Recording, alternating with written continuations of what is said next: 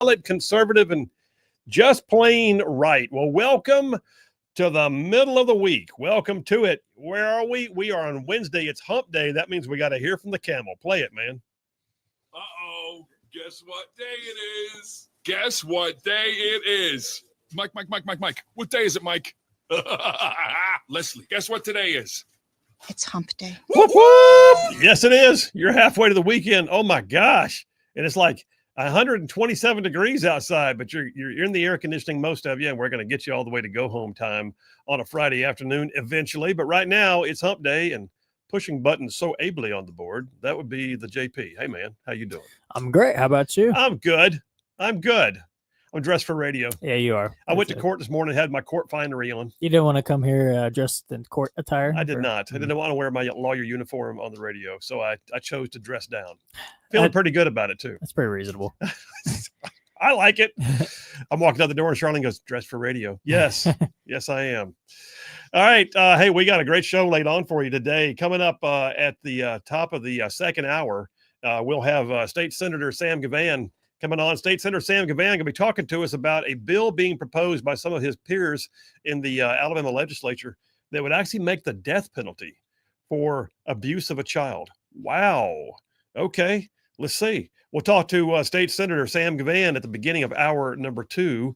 And then, you know the deal, middle of the week, hump day, camel plays, first part of the show. And beginning of hour number 3, we jump into a thing we call the Grand Council. So the Grand Council with my brethren, Dale Jackson. And today, Jeff Poore is not available. So Scotty Buttram is going to be sitting in. So yeah, Scott Buttram, Dale Jackson, Grand Council. Stand by for that at the beginning of hour number 3. All right, that's all good stuff. But Triple Dipper. Did we not? Oh my gosh! Stay with me, brother. I haven't had my coffee. That's all good. JP, hit me some Triple Dipper. The Triple Dipper. 3 stories you've got to know. That's right, the Triple Dipper. 3 stories, 3 themes, if you will, that you got to know as we run today's show. You know what? I felt like something was wrong a moment ago. Thank you for stepping in. Well, that was we were at the Triple Dipper time, but you started to go down your monologue. I had to stop you right before you did that. Just good catch. All right, number 1, Triple Dipper, protecting kids. I didn't get to it yesterday. I'm getting to it today in conjunction with that conversation with State Senator Sam Gavan. We're going to talk about things that are happening around the nation that too often are either not cared for, or they are disregarded, or there are official policies that, in my opinion, all negatively impact kids. Yeah, we're going to talk about it. Protecting kids. That's number 1 on the Triple Dipper. Number 2, let me ask you a question. Did DEI die? I don't think so. I think it just put on a new face and went down the hall and got a new office. Diversity, equity, inclusion is supposed to be pretty much on the wane. And granted, we've made a lot of strides against it. But right now, we're watching however many corporations, education institutions, even acts of government that are still putting DEI policies into place, just with a slightly different name. And then number 3, I do this periodically. Every once in a while, I catch a story in the news, and another one, and then 3. And the next thing I know, I got a pile. I like to call it race baiters and charlatans. Yeah, we're going to talk about people who make a living, who constantly are out there in the public square, just race baiting or defrauding people or doing both at the same time. So yeah, race baiters and charlatans, number 3 on the Triple Dipper. All right, now let me jump into mine. Do you mind? I'll go ahead and do that now. Is that okay? Yes, now. Good timing? Great. Yeah. All right, good deal. Jumping on into my Rightside Way opening monologue, I'll remind you guys that attorney Stan McDonald, partner at the law firm of Wilmer and Lee. Stan McDonald is indeed the sponsor daily of the Rightside Way monologue, longtime practitioner of the law, and, oh, by the way, longtime conservative. And I'll tell you more about Stan here momentarily. All right, in the vein of what I said a moment ago. Diversity, equity, inclusion. Did you get sick of those words during the last few years? I pretty much did. Yeah, diversity, equity, and inclusion. 3 innocent words that have developed what may be a very sinister meaning. I mean, there's a strong movement underway right now led by Republican state legislators, to include right here in Alabama and in Tennessee, to abolish DEI practices in government offices and in public education. Basically, though, in some states now, if you want to receive your annual appropriation for the state budget, you'd better get away from those practices that exhibit favoritism and race baiting based on a person's skin color, sexual identity, or so-called underrepresentation. We're seeing it right now as a strong movement from the federal government as well. The Trump administration has issued orders to the whole of government, including the U.S. military, to disband DEI offices and to stop DEI practices. No more pronoun seminars, no more hiring preferences, no more inclusion memos and passing over the best candidates for the most woke candidates. DEI is truly where merit has gone to die. It is. Y'all, when somebody's appearance or their lifestyle or their claims of victimization are the top lines on their resume, the job will suffer. Why? Because it means they're not rewarding productivity and achievement. It means that success of the mission is secondary to the feelings of the employees, which means that the mission could actually fail. But hey, the boss will feel good about themselves for giving some poor, downtrodden, unqualified wretch a very important position, though, right? Virtue signal all the way to mediocrity. I hope you've all seen the movie Hidden Figures. I hope you have. It's an amazing true story. The movie starred Octavia Spencer, Kevin Costner, and a cast of greats. The efforts to combat racism in the early days of NASA's Apollo, that's the whole Apollo mission set. That's what the movie's about. And the best mathematician in NASA at the time was a lady named Catherine Goebel, a Black woman. But because of her skin color, her work was deemed unfit until one day her calculations actually won the approval of her boss, and then they won the approval of astronaut John Glenn. Yeah, she was the best. But her merit was being suppressed because her supervisors were too busy looking for one skin color on the job. We'll flip that script to today, and we've come full circle. The effort to allegedly overcome the racism and marginalism of the past is not met with cries to always promote the best, no matter what their skin color. Oh no, the race baiters and charlatans of today are back to the days of meritless work environments based only on lifestyle and skin color, and thus merit fades into obscurity like some weird scene from Idiocracy. Well, just the other day, it was discovered that the Boston Police Department is in a recruiting drive for Muslim officers because, everyone knows your religious preference is key to being a good cop. And when you dial 911, you want to first ask what the religion is of the first responder, right? No. Or how about in King County, Washington, not long ago, when a DEI training session for firefighters was suspended when it became centered on the notion that white first responders were somehow dangerous. Let's just say the firemen were having none of it. Not long ago, a school board meeting in Pennsylvania got kind of DEI weird when one of the members openly stated she could not support one individual for the position as president of the board because, here's her quote, she said it on the open record, he was the only cis white male running, so she couldn't support him. Even though she acknowledged he would likely do a good job, she thought it would send the wrong message. Yeah, she was compelled to resign a few days later. And you may recall the story. I told it about a year and a half, 2 years ago, about the Thomas Jefferson High School for Science and Mathematics. One of the most renowned high schools in the nation, apparently. The administration there had become so woke that they began withholding information from students who became national merit scholars. Can you imagine that? You or your child with long years and grueling hours of study, earning the right to be named as a national merit finalist or semifinalist, a fact that, by the way, can make all the difference in the competitive world of college admissions. And that school deliberately refused to make it known. Why? Because they say it clashed with the new Thomas Jefferson High School for Science and Mathematics equitable grading standards. Equitable grading standards. Basically, the pinheads in charge of Thomas Jefferson High School for Science and Mathematics were concerned that if one student excelled, that other students would feel badly about themselves. So in their narrow, woke-minded view, they just chose to dumb down everyone instead of allowing merit or excellence to rise to the top. I mean, this all sounds like fiction, right? It does. It sounds a lot like fiction, but it's not. But there was a fictional story that somebody brought to my attention not long ago. I'd forgotten about it. The story is called Harrison Bergeron by Kurt Vonnegut. Kurt Vonnegut was a prolific writer of science fiction. Harrison Bergeron is actually a short story he wrote in 1961, maybe only 6 pages long. And wow, is it on point.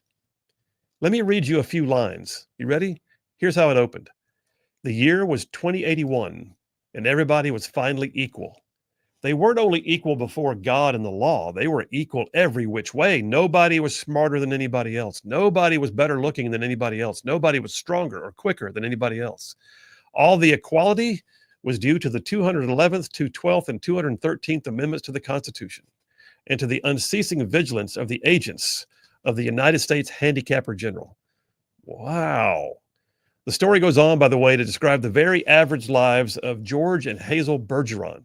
It describes Hazel as being of average intelligence, but George was actually determined to be very intelligent. So the government office of the handicapper general, they made him wear a device that blasted erratic noises in his ears every few minutes to keep him from having clear and cogent thoughts that might make him excel over that of others. In the story, it was described as a sharp noise to keep people like George from taking unfair advantage of their brains. George and Hazel sat watching a ballet on TV in the story, but each of the dancers, based upon their individual skills, were saddled with bags of birdshot tied to their waist to weigh them down so that nobody could dance better than the other. And each one of the dancers had to wear masks so that nobody could be more beautiful than the other. Well, the title character was Harrison Bergeron. He was the son of George and Hazel. But the office of the handicapper general, they had removed him from their home as their son. They took their son out of the home when he was 14 because he was too perfect. He was too attractive. He was too athletic. He was too smart. Nobody should have a child that much better than anyone else. Harrison was featured in the story as the anti-equality character, and I won't try to spoil it for you by telling you what happened next, but it was spot on. Spot on. The story of Harrison Bergeron by Kurt Vonnegut sounds creepy, and yet you can compare the same attitude to what we see in the ridiculous decisions by people in charge of places like the Thomas Jefferson School for Science and Mathematics.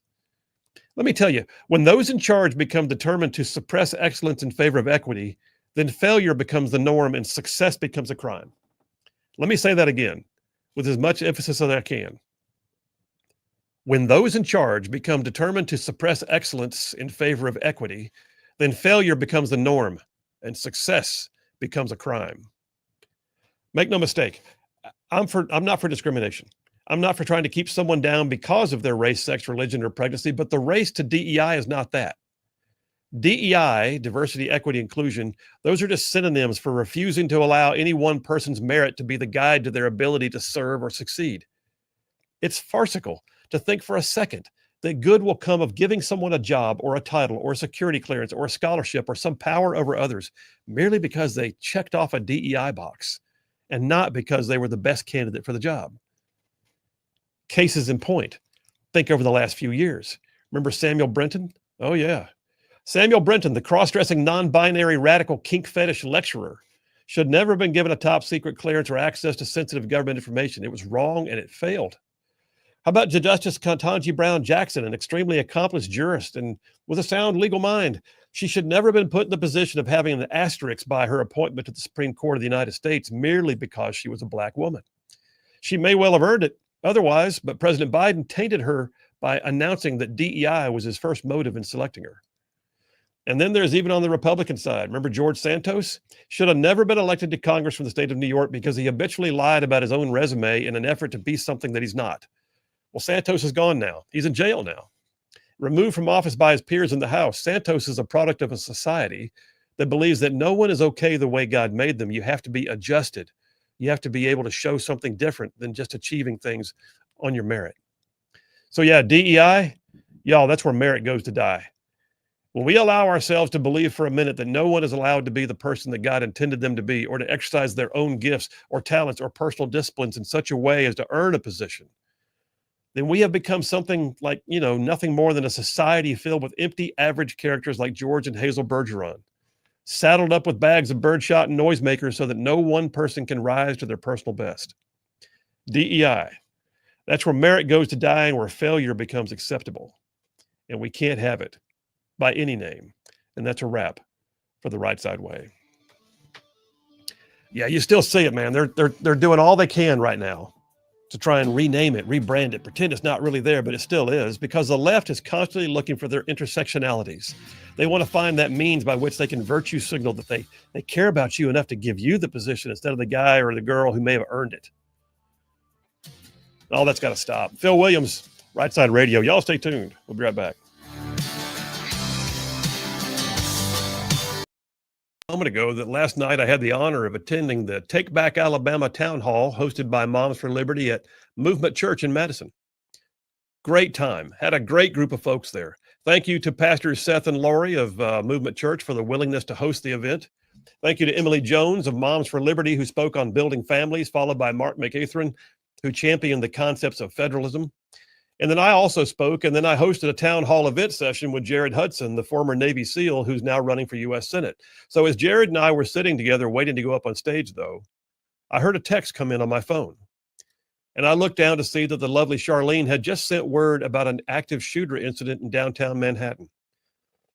So by now, you've likely all heard the news that a depraved individual drove to the heart of New York City, walked calmly into a downtown high-rise with an AR rifle, killed 5 people, and then took his own life. And nobody really knows why. There is some speculation, but it's still being kind of unfolded. It struck me later, though, that I was sitting there when I got word of this with Jared Hudson, who's a good guy, who teaches other good guys how to handle firearms, how to conduct close quarters battle drills through his business, the Shooting Institute. So I've got this Navy SEAL sitting next to me who teaches at the Shooting Institute, and then somewhere else there was a bad guy who took up arms and committed heinous acts of terror. One is a decorated Navy SEAL who has handled the same type firearm that was used in the crime last night more times than he could likely count, trained as a sniper even, a firearms instructor who trains law enforcement and military personnel. The other was a bad guy using the exact same type firearm in order to perpetrate mayhem and destruction. My point is, it was the user of the weapon, not the weapon itself. But the calls are already out there to blame guns, just the guns, blame the inanimate object. The dust is still settling in Manhattan. The news is still raw, but at the risk of sort of being too soon on the topic, I'm going to go ahead and talk about it. I know it's raw right now, but I want to talk about the fact that it's not the guns that are scary. It's the people that are scary. Let's not forget the heroism of a man named Derek Perry, a former Marine who just last week in Michigan pulled out his concealed carry firearm and saved innocent bystanders from being attacked by a knife-wielding madman who had just stabbed multiple other people at random. That was a good guy with a gun stopping a bad guy. And the press isn't talking about that much, are they? Not so long ago, the liberal governor of New Mexico, who most of us had never even heard of, took the extreme step of deciding on her own to issue an executive proclamation of emergency. A healthcare emergency, she said. A healthcare related to, wait for it, gun violence. A healthcare emergency on gun violence. Well, that's novel. Can we also declare a healthcare emergency related to sitting around and watching too much TV? Can we declare a healthcare emergency because too many Twinkies have been eaten? Or because the sun is shining too brightly? Or because too many people are offended by those who don't want to use their imaginary pronouns? I mean, where exactly does it stop then with so-called healthcare emergencies? But as many of you already know, this was not really about healthcare, was it? Nope. It was about gun control. It was about making sure the citizens of her state knew that she was the boss, and that in her own words, none of their civil liberties are absolute. Really? To include the Second Amendment right to bear arms. But you see, it still matters if someone is acting in self-defense, and it still matters that when leadership abdicates its authority and allows anarchy to reign at the risk of life, limb, and property, that good people will get hurt. And it's good guys with guns who stop bad guys with guns all the time, but they don't want to talk about that. Well, by now you may have figured out that I'm a gun guy. I mean, it's hard to come from the background and training that I've had and not be. But it's not just my military training or the fondness for things that go bang. It's also the fact that I'm a firm believer in the originalist, sometimes called strict constructionist, view of the U.S. Constitution, which includes, by the way, that good old Second Amendment as number 2 on the Bill of Rights. So I've watched the New Mexico governor with a wary eye, and sure enough, the gun control advocates began latching onto it. It's the usual rhetoric. Guns are evil. They're assault weapons, weapons of mass destruction. Well, I got news. People went to war with knives and swords and spears and arrows for centuries. Where are the calls to ban those implements of destruction? So let's be clear where I'm going here. Firearms are not scary. It's people that are scary, period. If firearms make you uncomfortable, I understand that. If you're averse to the loud noises caused by the report of a round exiting the barrel of any firearm, that is certainly understandable. But in my estimation, aside from noise and a general lack of familiarity, most people are more concerned about the manner in which a firearm is used, maintained, or handled. And those, my friends, are issues of a purely human fault, not the fault of the firearm itself. Look, I've spent hours and hours on many ranges, both civilian and military. And in both cases, I have never minded the strict observance of basic gun safety procedures, like the use of eye and ear protection, the respect of others while they're on.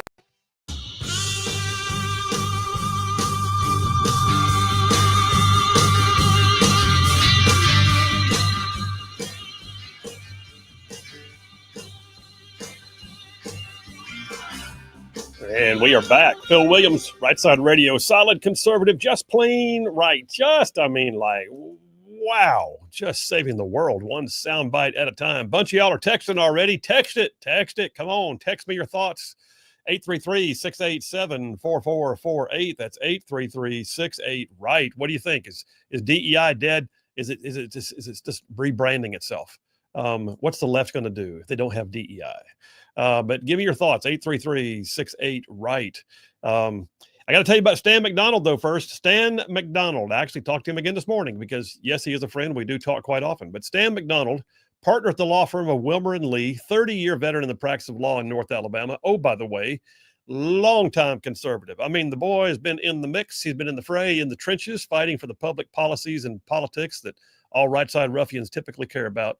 And I'm just going to tell you, he is not only good at that kind of stuff, he's a good lawyer. He has stood up for his clients in like thousands of real estate transactions over the years. He knows how to represent you in any local, state, or federal court. I mean, I'm here to tell you, if Stan McDonald's on your side, you're going to have no greater friend. Likewise, your adversaries would have no greater foe. So you need an attorney in North Alabama? I'll tell you how to reach him. It's a phone number. You ready?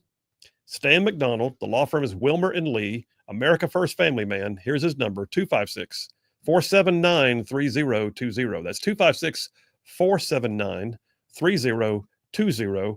And just like several of y'all did the last few days, because he's told me, please let him know you heard about it on Rightside Radio. I'd appreciate that. And I don't have to say anything. I don't have to do a thing. Not at all. I'm still getting over it. Yeah, I'm too. I feel like I've done something wrong. Something's missing. Yeah, so no representation made that any other lawyer is better than Stan. You can say that all you want now. I didn't say that. What am I saying? And by the way, before I go to the break, I got to tell you, it just dawned on me. I saw my image on the screen here in the studio. I'm wearing a shirt that has a big number 22 on it. That is not a football shirt. That's in honor of the fact that studies have indicated that upwards of 22 veterans a day commit suicide. So this is my awareness shirt. So yeah, 22 veterans a day are lost to the senseless act of suicide, often when they could have received help and maybe just needed a battle buddy to reach over and say, hey man, how you doing? Or hey lady, what can I do for you? Or give them a call or a text. You'd be amazed. I got to tell you, I know for a fact of stories where people have just asked the right question or even done something like bought the cup of coffee and it made a difference. So yeah, we lose 22 veterans a day. Let's don't lose any more. Taking a break. Phil Williams, Rightside Radio. Y'all stay tuned. We will be right back. I've also, oh, by the way, been the victim of those that have a lesser degree of care and concern. I can show you right now the surgical scars on my left leg that resulted from somebody being lax with firearm safety, sweeping a loaded shotgun back off the range just feet from me and shooting me. After surgery and months of rehab, I was back to full strength. I went back to the range too at the next available opportunity. Despite getting shot by one of those evil firearms, I was actually able to separate the causation from the instrument. It was not the shotgun that shot me in and of itself. It was the knuckleheaded laxity of the guy who shot me who should have known better. So are guns scary? Not in and of themselves. People are scary. But gun control activists, to them, it's all about the weapon itself. They don't give two hoots about the people. They're fixated on the inanimate object that cannot load itself, aim itself, or even fire itself. Me personally, I'll tell you, I mean, I'm not a big hunter myself, never have been, no real reason. I just didn't grow up in a hunting family, but I am more of a sports shooter. I enjoy sunny days on the range, firing at both known distance and unknown distance targets. I love shooting sporting clays and watching that orange disc just evaporate in the air when you lead it just right. I enjoy the opportunity to spend time on a short range practicing magazine changes and dual weapons drills, going from long gun to sidearm and back again. I love the sound of ding on a metal target when you shoot it. And I'm no expert on every grain or quality of round, not at all. I have friends who are every bit the expert that I'm not. But I'm competent and I'm law-abiding, and I do enjoy shooting sports. And do I own firearms? Certainly. All kinds. Some for use and some just for sentimentality, like the old Winchester 30-30 lever action that belonged to my grandfather.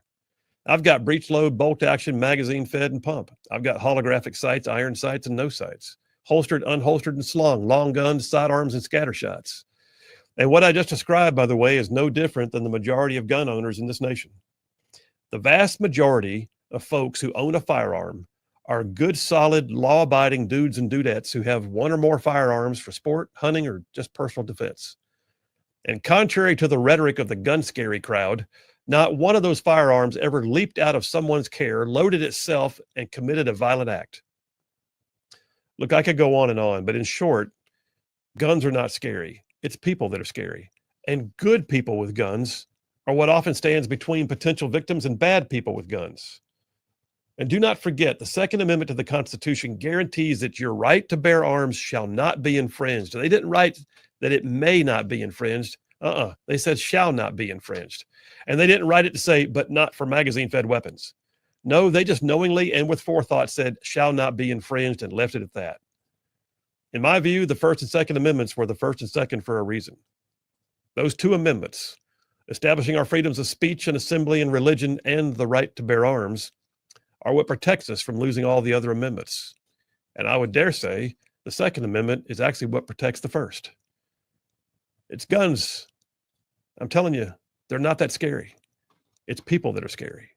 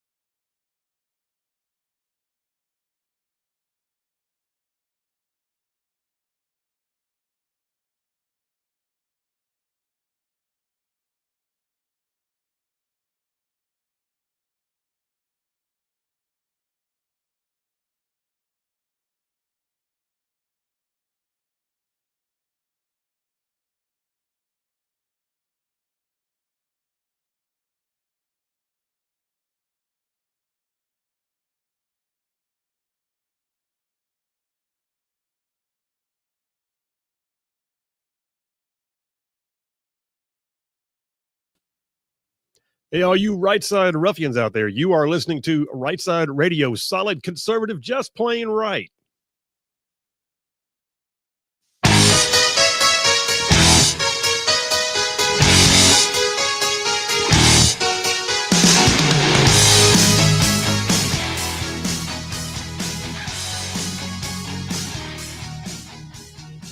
And we are back. Phil Williams, Rightside Radio, solid conservative and just plain right. Just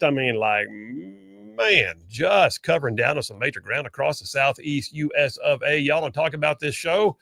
It goes like from Huntsville back over to Chattanooga. I'm talking about from Tuscaloosa back over to Gadsden. All the way down to that lovely little village on the plains we call Auburn, straight across the line from there to what we call, once again, Fort Benning.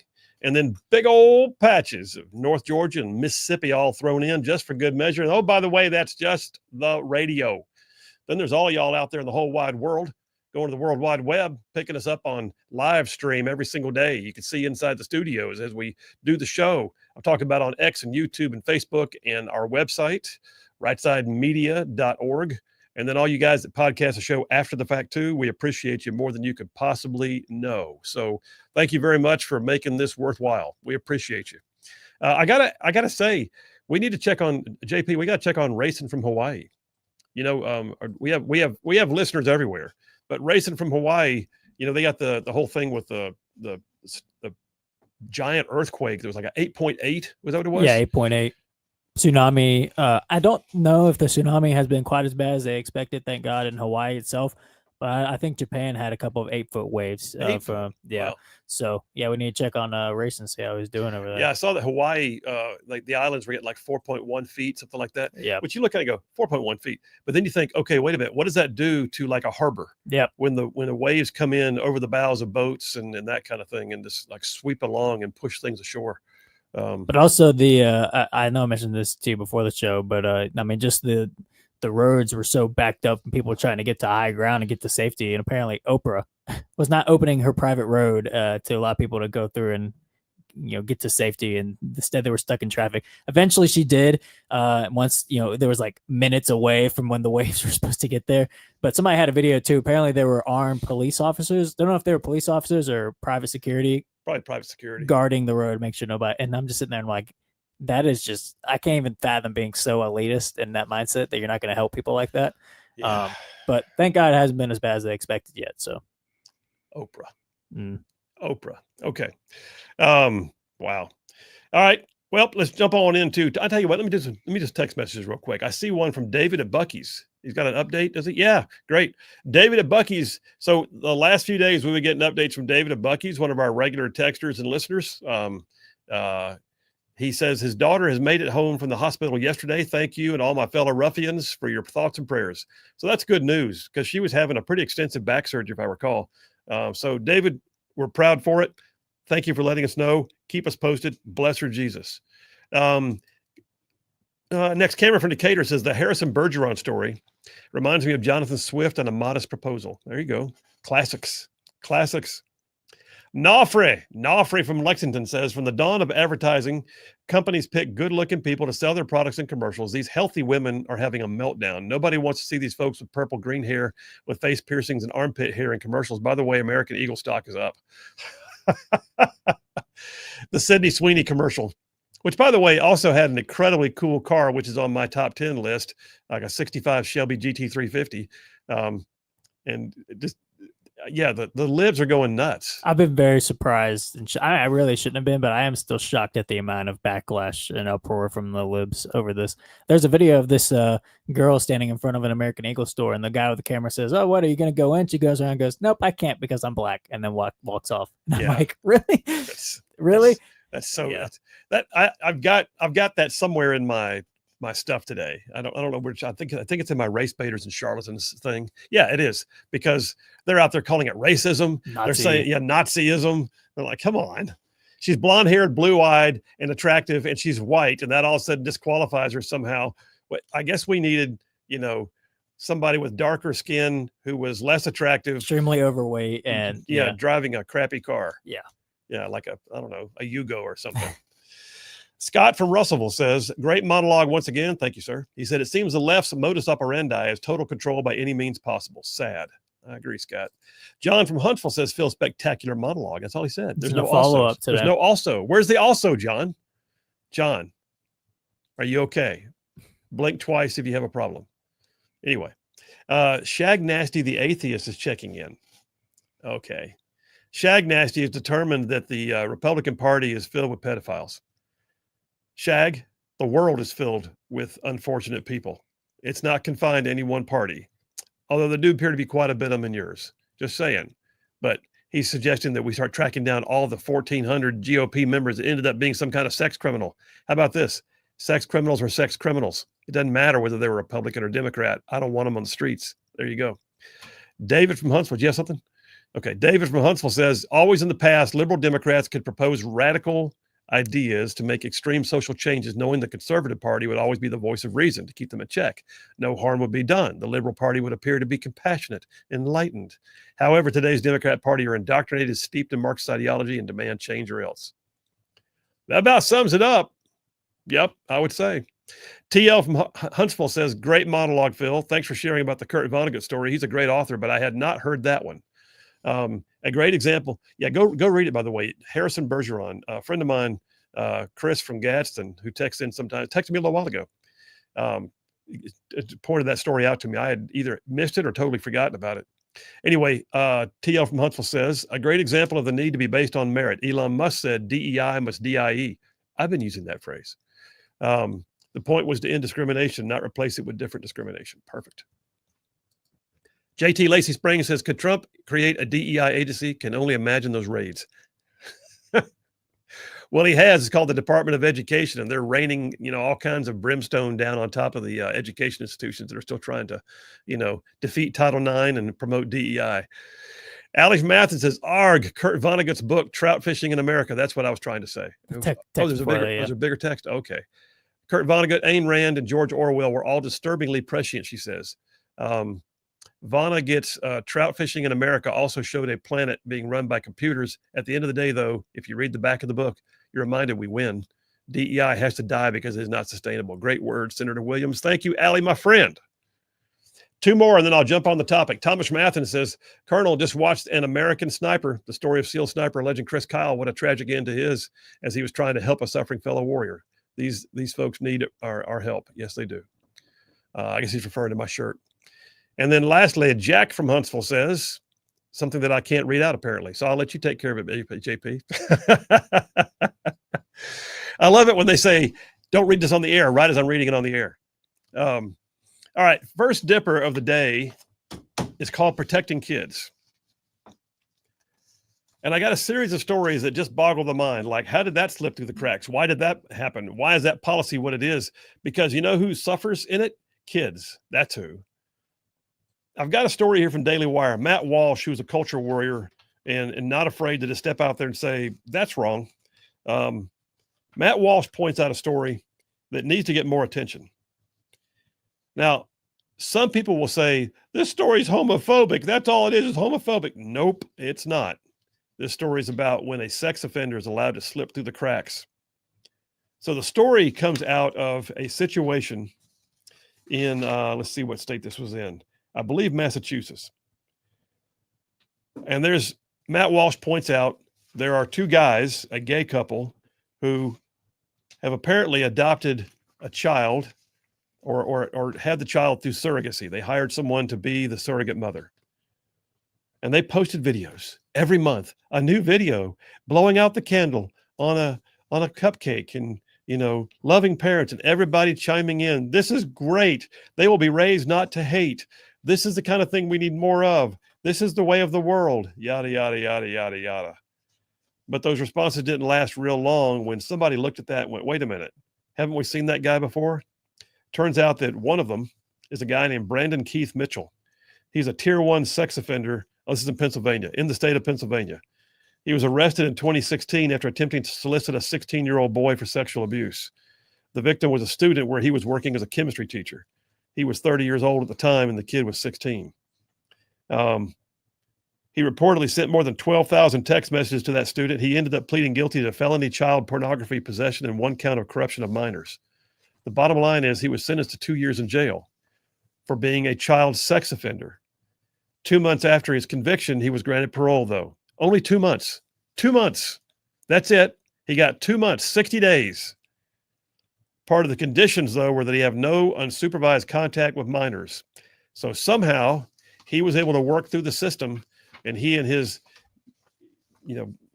gay partner decided that they were great parents. And he was able to apply for and achieve the ability to adopt through surrogacy. Make that make sense? Oh, I'm sorry, you can't. It's one conversation if homosexual parents should be able to adopt, which, that's a completely different conversation. But I feel like should be common ground. Like we all agree sex offenders should not be allowed to adopt. Like, how about a simple background check? Yeah. How hard is that? It's hard to shock me with a lot of headlines because I feel like we've seen everything and anything, but that one really shocked me that he was allowed to adopt a baby. Yeah. I mean, you think, okay, first of all, that child is almost doomed from the moment that it walked in, it was brought into the house. It's child abuse. It is. Like the people who allow that to happen should be thrown in jail. And now the child is probably going to be removed from the house, which means that any attachments it may have been forming over the last 6 months of its life are now being uprooted because it never should have happened in the first place. It's using a child to manipulate what the adult wants. And that's a gross, manifest injustice is what that is.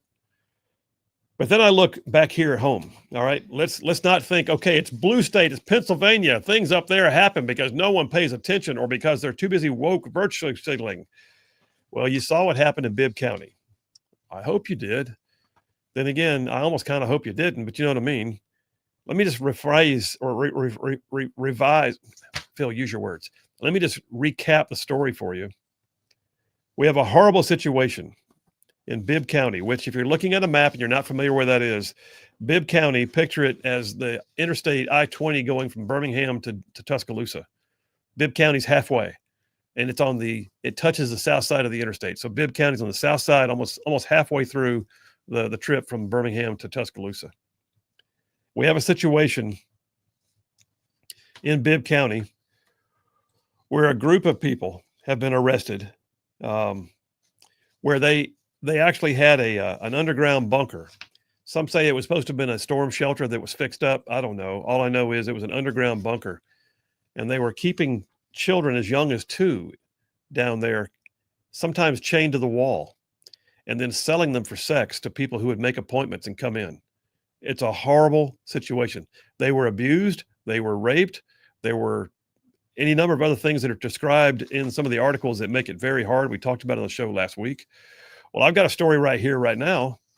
So State Representative Matt Simpson and State Senator April Weaver of Alabama in the legislature are bringing a bill together to put the death penalty on child rapists.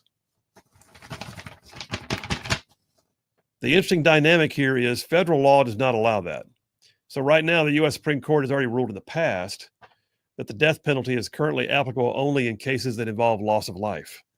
So were the child murdered, then certainly. But in this case, if the child was not murdered, federal rulings under the U.S. Supreme Court says you can't pass a law like this.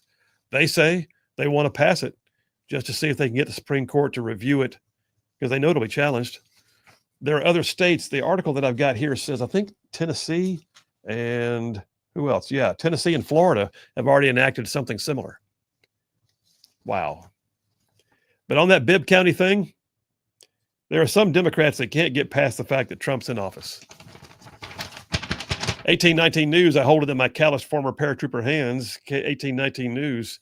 There's a lady named Mallory Hagan. Mallory Hagan, she's a former Miss America. She lives in Alabama. She's also a 2-time failed Democrat politician. She's active in the Democrat Party in Alabama. She's a blue dot in the middle of a red state. But Mallory Hagan went out on TikTok and posted a rant the other day telling everybody who ever voted for Trump that you can't talk about what happened in Bibb County. You need to shut your mouth. If you live in Alabama and voted for Donald Trump, I better not see your blankety blank comments say anything or nothing because the cognitive dissonance is outrageous around here. And says basically you can't have empathy for these children if you also voted for Trump. Get over yourself, lady. It's about the children. It's about the children. It's only about the children. That's all it is about the children. TDS is real, y'all. I'm telling you. We're taking a break right now. We'll take that break. We'll come right back. I got more on this. There's things that need to be addressed. And then coming up top of the hour, we'll talk to State Senator Sam Gavan about penalties for child perpetrators like this. Phil Williams, Rightside Radio. Y'all stay tuned. We will be right back. You know, as we sit here right now, too, one of the things that's really struck me in sort of preparing for today, aside from all the things we've talked about and your love of country, your new country, your love of family, is you have a real strong heart for Vietnam veterans. I do. Oh, my goodness. So, you know, my dad did 2 tours in Vietnam, 2 very difficult tours. Yeah. I don't know if you ever met my dad or not, but I did not. He would have liked to heard your story. Oh. But tell me about okay. your So heart for this vets. all started in high school. The same friend that prayed for me has a dad that served in Vietnam. Okay. And for a long time, I knew he had a difficult time, still struggling. And the first time I met him, I went to him and thanked him for his service. And I watched him gotten so emotional, and he started crying, and we hugged, and Phil, he thought that I hate him. Mm. And that just broke my heart. He really thought that I hated him. And I said, how can I hate you? You were just a young man, leaving your country, leaving your family, leaving the comfort of America to go fight for people you don't know because you believe that everybody deserves to be free. No, I don't hate you. And that moment has stayed with me for so long. And that's just that helped embolden me to walk up to strangers, Vietnam veterans now that you see them, walking. Wear the hat. So you knew they're Vietnam veterans. And I just walk up to them And I just looked at them and I just want to thank them for all that they tried to do for the Vietnamese people. And I watched every single one of them just broke down.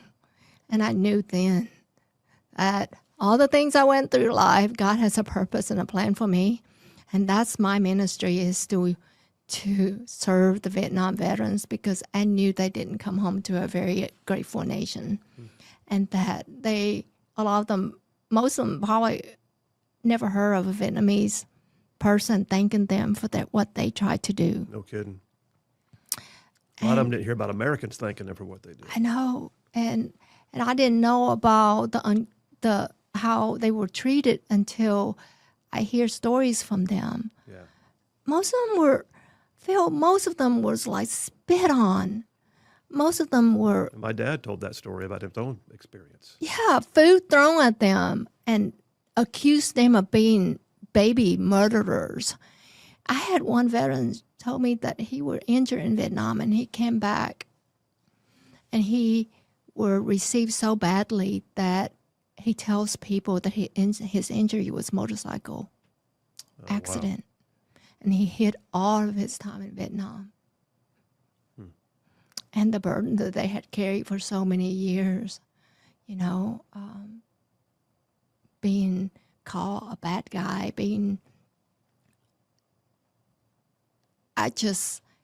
my heart breaks for them. And I just felt like they all need to hear how appreciative they are. Welcome home. And welcome them home. I think Vietnam veterans are a group of veterans that are so cohesive, because when they came home, only their brothers can understand what all they went through. And their brothers are the only one that they shared what they've been through with. I have so many wives and daughters of Vietnam veterans that comes up to me and said, my husband have never talked about his time in Vietnam until he met you. So thank you, by the way. So what, practically speaking, is your ministry besides having that heart for them and extending that grace to them whenever you see them? And I know you wrote a book, but I've seen also you speak at veterans groups all the time. I do.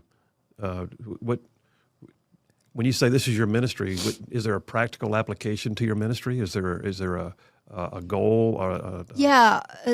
To reach as many Vietnam veterans and thank them for what they did. Try to do as much as possible. And in the meantime, also the testimony, how God just in my life, throughout my life, I see God's hands now and the purpose that he has for every one of us. He has a purpose and plans for every one of us. Yeah.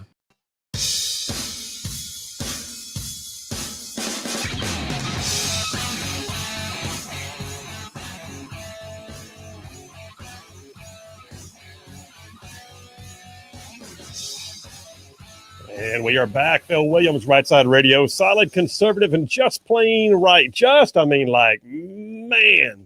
pulling pins on truth grenades. That's what we're doing. So I got a piece here from the Daily Wire talking about protecting kids. How about this? The Trump Department of Justice has now subpoenaed Boston's Children's Hospital for their alleged youth sex change fraud. What are we talking about? Well, what we're hearing now is whistleblowers are saying that the hospital has been recoding, because that's the way it works. If you're not familiar, when medical billing takes place, all the billing is done. There's certain coding. They call it medical coding. You've got to be able to put the right codes in for insurance to reimburse, because they don't take long-winded explanations. They have these predetermined codes. This one means heart surgery. This one means a lobotomy. This one, whatever. So they've been miscoding things to hide the fact that they've been doing sex transition surgeries and getting federal dollars to do it. So we're also finding out, though, that it's been happening on kids. Whistleblower testimony, according to Daily Wire, claims that hospitals are using deceptive billing codes to hide their sex change surgeries on children while making insurance claims under federal programs like Medicaid and children's health insurance programs. That's got to stop. And by the way, how desperate are you for money, hospital? How desperate are you for money if you're willing to sacrifice your hospital's integrity, your ability to have, the medical practitioners there at all, because you want to get the next, few $1,000s for doing a mastectomy on a 12-year-old. That's just gross. It's also, oh, by the way, a complete and total lack of concern for the kids. Well, it was for the greater good. We were revolutionaries. We were trying to help children, and no one would let us, so we had to do what we had to do. No, you didn't. You wanted the money. Because if that was the case, you'd be doing secret surgeries and not even charging for it. Isn't that the case? It's gross. It's absolutely sick. How about Oregon, the Populous Times? I think I said this on the show the other day, as a matter of fact. The Ninth Circuit Court of Appeals has nixed a state law requiring adoptive parents to promote radical transgender ideologies. Can you imagine state law that says you're not allowed to adopt a child unless you're going to indoctrinate them on transgenderism? Make that make sense. Yeah, it's one thing to not discriminate. Like, it's one thing to say, okay, we will allow parents who believe in this stuff to adopt kids. That's still wrong. But it's like, okay, we're only gonna let parents that are for gender of this ideology to adopt kids. That's directly and intentionally putting kids in danger. It's one thing to be like, oh, well, we can't do anything about it. But they're like, no, we're going to force kids to only go to these sort of parents. It's also a violation of the First Amendment. I mean, it goes right against the ability to have the free exercise of religion. If you're a Christian and you believe that transgenderism is against your faith, like, it's not just you think it's sick and gross and makes no sense, violates science, but you have a faith-based opinion that goes against Scripture and you can't abide by it. And you have a state that you live in telling you better or you're not allowed to have children. I mean, anyway, the Ninth Circuit, which is one of the most liberal circuits in the entire United States. In the Ninth Circuit, I think I said the other day, I'd get laughed out of some courtrooms in Alabama for using a Ninth Circuit precedent. But the Ninth Circuit actually rejected the state of Oregon and said, no, you know what? That's not going to work. All right, listen, we're going to come right back. We got a conversation with State Senator Sam Gavan. I'm going to talk to him about whether or not this bill can pass that would put the death penalty on child predators, protecting kids. Phil Williams, Rightside Radio. Y'all stay tuned. We'll be right back.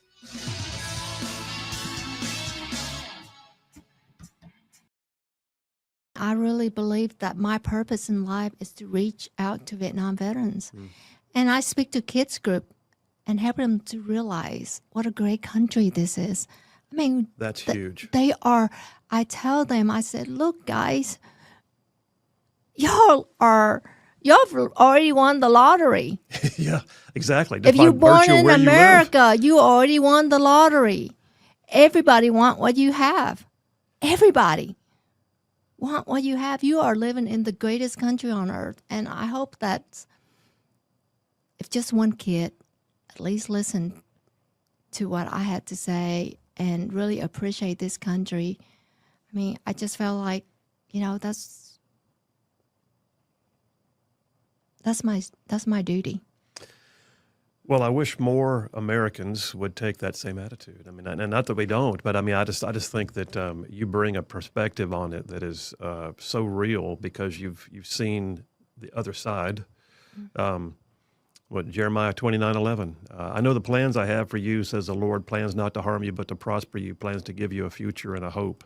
And I think I'll just go ahead and say it. I think you pretty much embody that verse.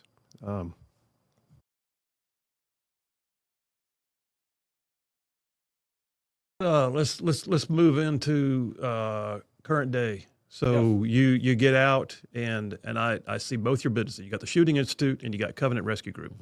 The Shooting Institute, I can look at it on paper and go, dude's got transferable skills. I mean, he comes off active duty to the teams, doing the things he did, and now he's training other people to do the things that his hard skills translate into pretty easily on the civilian side.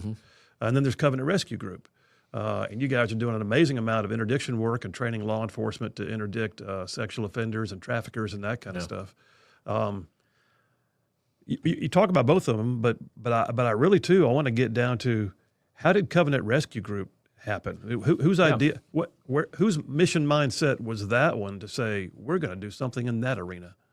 It was probably my wife's more than anybody's, but we the Shooting Institute started actually before I got out, and it's going through all this stuff. Me and a buddy of mine out of Indiana, Troy D. Hart, I mentioned him earlier. We started the Shooting Institute, and together, and he kind of ran it, and then the business became what it was when I got out. And the Lord blessed and grew.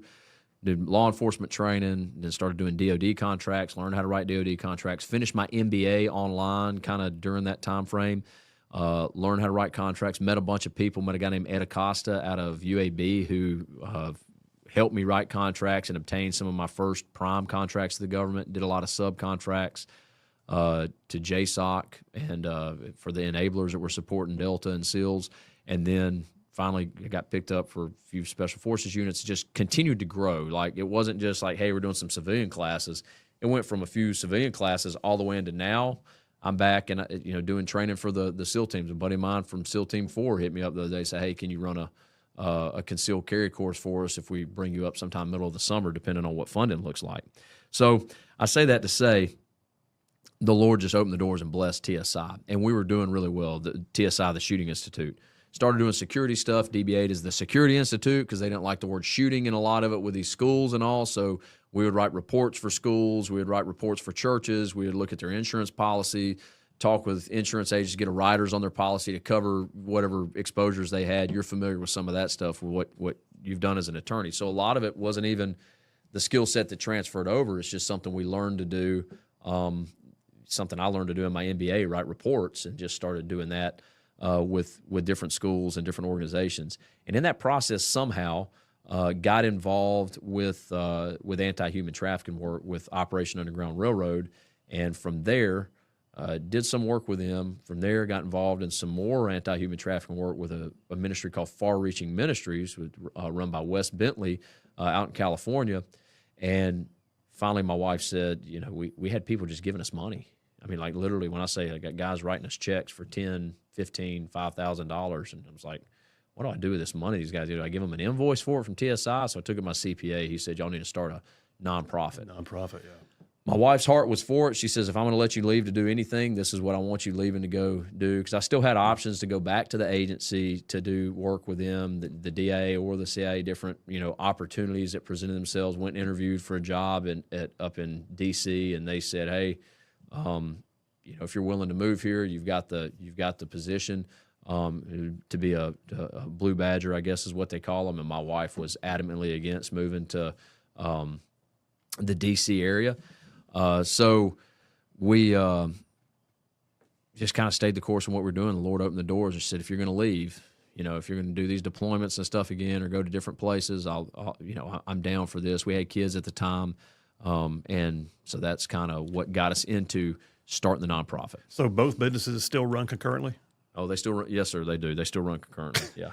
And do they compete with each other on a regular basis? No, not at all, because, CRG was born out of TSI. Okay. Because we had to use TSI to fund it and do a lot of the work. Now CRG could probably run on its own, but the for-profit company, we have a lot of licenses and a lot of stuff that CRG uses that CRG can't have. Does that make sense? Yeah. Still maintain my law enforcement credentials at the time, and then we somehow tapped into stateside work, and that's what we've been doing ever since. And that was because of COVID in 2020 arena. Covenant Rescue Group's just a strict 501c3 nonprofit. Doesn't cost the agency anything. We run on donations and grants and all that stuff, but primarily a donor base, grassroots effort to make sure that law enforcement agencies get the training they need to impact, in particular, sex trafficking, even more particularly child exploitation. So that's what we do with Covenant Rescue Group. TSI is just a normal for-profit company. We do firearms, CQB, all that. So if I go work for an agency for TSI, they got to write me a check. And that's kind of how we work. CRG, I mean, there's a murky subculture out there that bad things happen on a regular basis that a lot of the world doesn't even see. It runs under the table. Yeah. And you guys, and I know because you've been on my show a bunch of times, and you've also, I see you in press releases all the time. I can't tell you how many times I've picked up the paper, seen a sting happen in so-and-so county or so-and-so state, and CRG was in the middle of it.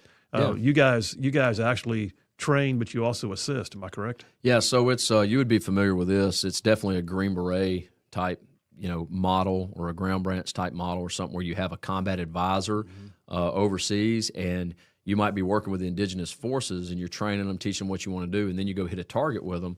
Well, you're very much involved. I'm still, strapped, got my heater and everything running in with the boys. It's said solid, conservative, and just plain right. Well, welcome to hour number 2 already. Good Lord. Hour number 2 on Hump Day. I don't even know where hour number 1 went, but we're glad you're with us.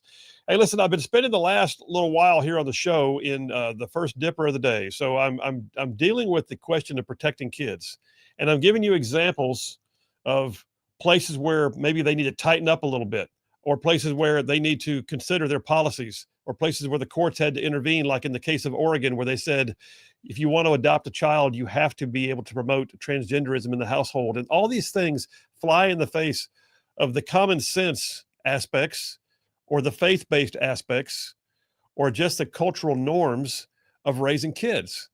And it's about protecting kids if you get down to it. I mean, we don't want perpetrators having it easy. Like that case that I've got from Daily Wire that was in Pennsylvania. The guy was a registered sex offender, a tier 1 sex offender, who then he and his gay partner were still able to go and adopt a child through surrogacy. And you look at that and go, how did that slip through the cracks? Anyway, that being said, we've got a bill that's being proposed right now. I don't think it's been pre-filed. We've got a bill that's being proposed right now in Alabama that would actually create the death penalty for child rapists. It's going to be announced here later this week by State Senator April Weaver and Representative Matt Simpson. But I gotta say, I reached out to somebody who I respect greatly. He's a member of the Alabama State Senate. Sam Gavan serves in District 7 out of the Huntsville region. He's an attorney practicing on a daily basis, elected in 2018. We just missed each other. My time ended in 2018. His started. But what a great guy. And he's vice chair of judiciary. So Sam Gavan, how are you doing, sir? I'm doing great. How are you doing today? I'm good, man. Thanks for making time. Hey, listen, let's touch on this bill. First of all, Senator Weaver and Representative Matt Simpson are proposing a bill that apparently is already being done in Florida and in Tennessee that would put the death penalty on child rapists. What do you know about the bill, first of all? So, well, it came up last year, it passed the House, and Representative Simpson filed it. And then my recollection, Phil, is we passed it through the Judiciary Committee. Yeah, I think we had an amendment on there. There was something, I can't remember what the particular issue was, but I think we had an amendment on it. And I don't recall if it was, if it ever made the floor at all, ever made the calendar. I just don't remember because it was, I think it was late in the session. And then just, I know from text chain I'm on that, when this horrific incident in Bibb County, which I will drive through in a few hours, go through Bibb County all the time. And just that it could happen there is sort of bewildering. I mean, I've been going to Bibb County since I was in first grade, probably before, but I remember it from first grade on. And that was a long time ago, my friend.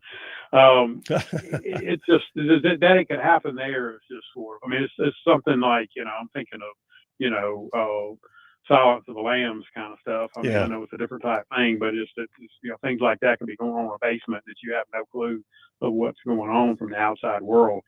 But I knew April was planning on doing this in the last week or so. I knew that she was going to do it. I think I announced it on the Dale Jackson was talking about something else that I didn't think was as relevant. I'm like, maybe we should be talking about this, because he's like, well, maybe later. But anyway, I think it's gotten some more steam. This is just such a, I mean, everybody's just sitting there going, how can you fathom this? I mean, how can you take it in? Yeah. And it's just like, these people don't need to be in our society. Well, let me ask you, has the bill been pre-filed, or do you know? I do not believe it has. I believe there's going to be a press conference tomorrow. I will be in Montgomery tomorrow, but not for this press conference. We've got a lot of ceremonial bill signings tomorrow and some other matters to attend to. But I believe they're going to have a press conference tomorrow and kind of preview it.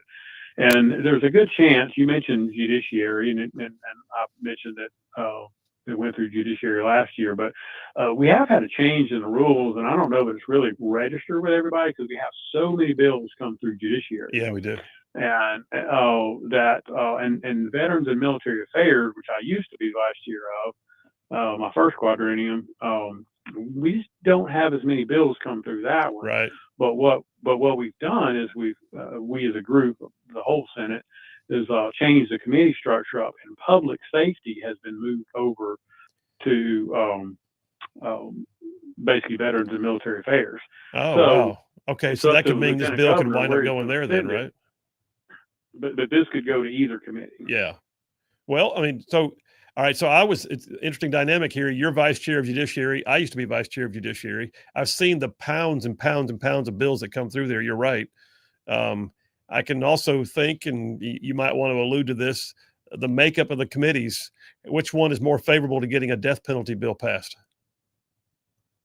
I would say Veterans and Military Affairs and Public Safety, because I mean, I know Senator Figures, for instance, she's just opposed to death penalty, and that's where she is. Yeah.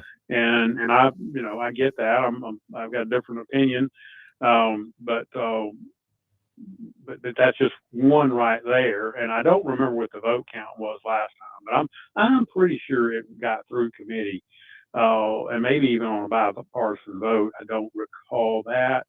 But I think there are a few more Republicans on the Veterans and Military Affairs Committee as compared to the Judiciary Committee. Let me ask you this. There's an article on 1819 News about the bill we're talking about, the bill which has not been pre-filed, because you're right, it doesn't assign a bill number to it. But it says that under a U.S. Supreme Court ruling, without citing the rulings, I don't know where it is. If you do, tell me. But it says under a U.S. Supreme Court ruling, the death penalty is usually only applicable in cases involving the loss of life, meaning that this bill might face immediate challenge by those who are opposed to the death penalty in general, and then potentially using precedent that's already set. I'm not aware of that precedent. Do you have any knowledge of that yourself? I know you don't practice criminal law on a regular basis, but I don't either. I don't. I'm not specifically aware of it. I mean, I think that there has been sort of a general toning down in terms of manner of execution. I mean, one thing I've been thinking about, since people want to complain about manner of execution so much and try to litigate that, I've thought about introducing a bill to the firing squad.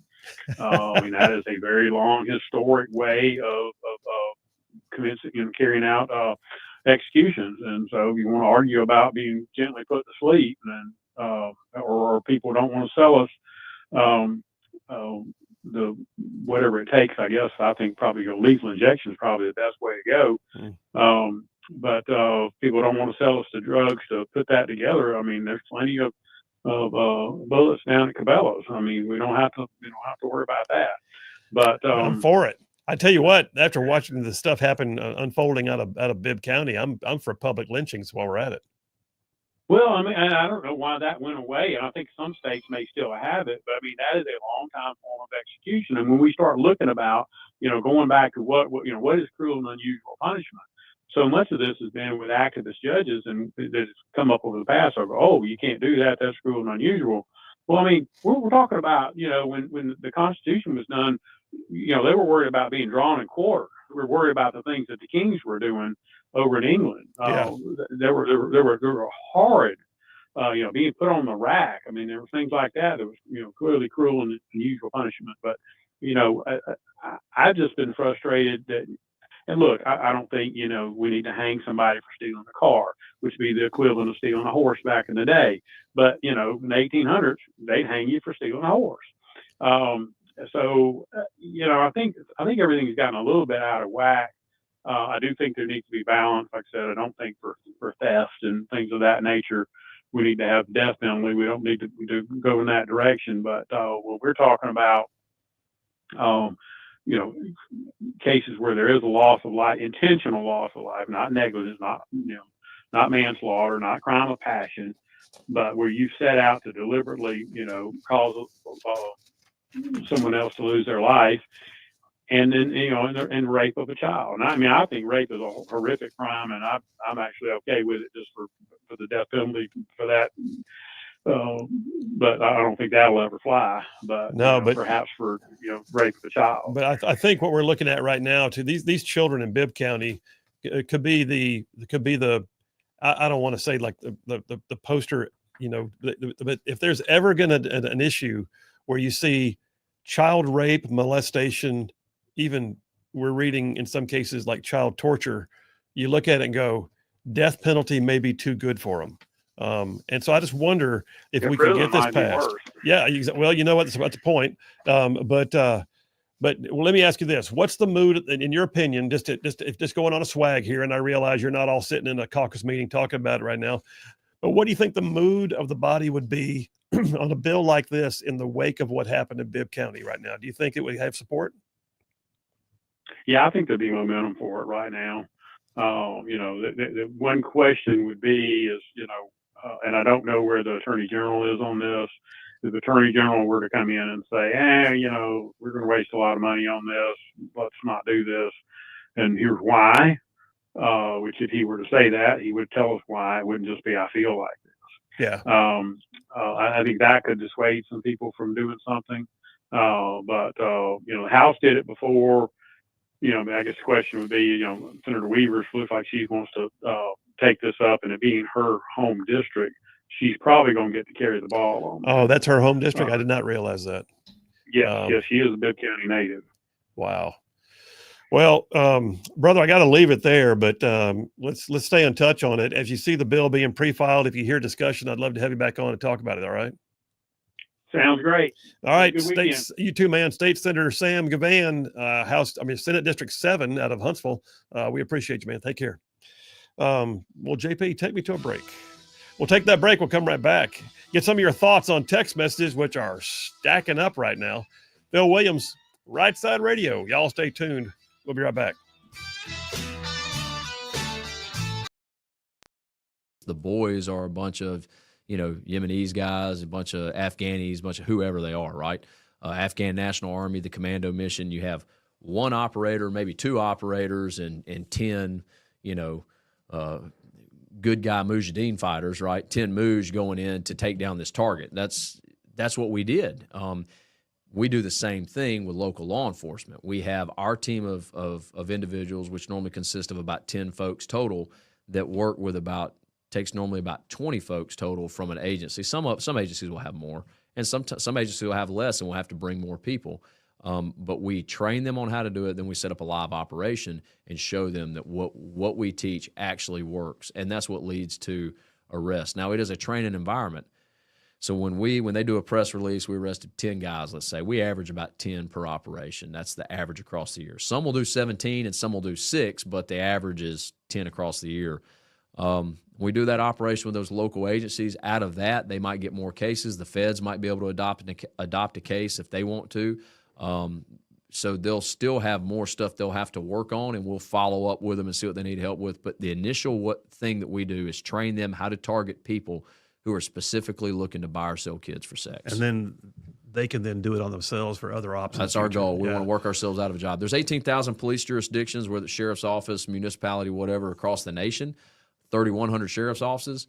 We'll never hit all of those jurisdictions. Been any one of those particular ops that sticks out in your mind as one that just like stayed with you, like you saw or understood? No, not necessarily. I wasn't on this op in particular, but I was working it. One of our other guys was on it, and we set up the training and did it. But this guy, after they arrested him, showing up for a 14-year-old girl, they found that he had he had video and images of him having sex with his own 18-month-old daughter on his phone. So we ripped the phone. We had that. So now we have a child pornography production and distribution. And the feds adopted that one. Obviously, that's. I hope he went away for a while. Yeah, he did, and that's the only reason I can talk about that case, because its disposition is over. I want to say it was dealt with probably 2 or 3 years ago. So you helped them actually build the case to make it yeah, that's what we're doing. We're admissible in evidence and everything else. Yeah, so our goal was to teach them how to build a solid felony case. Let's use state of Alabama. That's where we're sitting, and it's easier for me to memorize. State of Alabama, we're looking for 13A6, 122, 124, traveling and solicitation of a minor with electronic device, and then 152, 13A6, 152 is our human trafficking charge. You were actually part of that when getting that legislation passed. Recently, a couple years ago, went down with a couple other representatives, Miss Donna Givens out of South Alabama, and got some wording in that legislation change to better help us utilize the human trafficking law for attempted human trafficking. Right, these individuals believe they're buying believe they're buying a 14-year-old, or let's say they're selling, a 12, 13, or 14-year-old to one of us. They believe they're going to sell a child.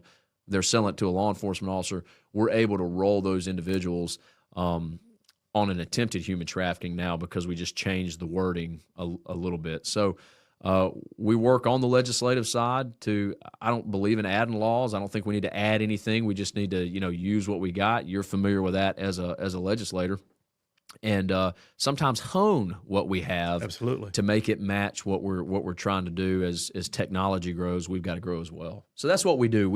We work on the legislative side, and that end, we work with law enforcement, though, to train them how to successfully use the legislation we have in place to make successful felony cases against people that are buying or selling kids. So between TSI and CRG, which one takes up more of your physical time? Oh, CRG for sure. Really? Yeah, CRG for sure, which TSI still takes up a good bit of, my time. I still teach, but I got a bunch of guys that work for me there as well that I can put on a job and that can teach. And then some of the jobs I have to specifically go on, or there's a couple of guys I have that they have to specifically be involved.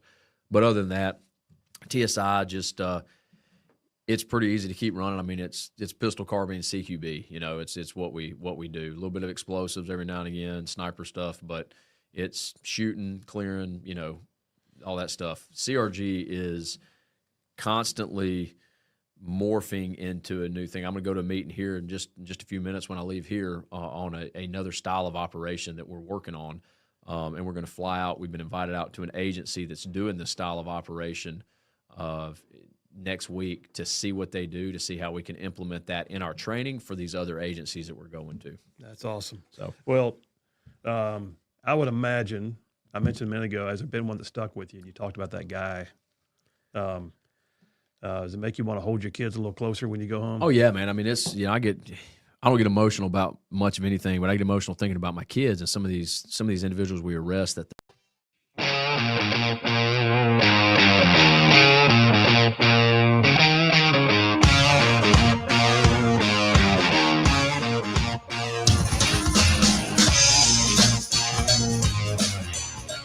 And we are back. Phil Williams, Rightside Radio. Solid conservative, just plain right. Just saving the world one soundbite at a time.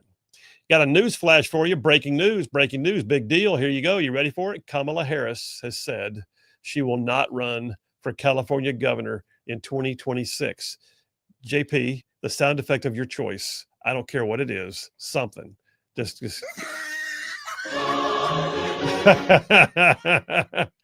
However, CNN does have on the ticker, she leaves the door open for a potential other presidential bid. Yeah, I'm seeing rumors on X as well that apparently reports are saying that this is because she's going to run again for president in 28. So that's someone who cannot read the tea leaves, man.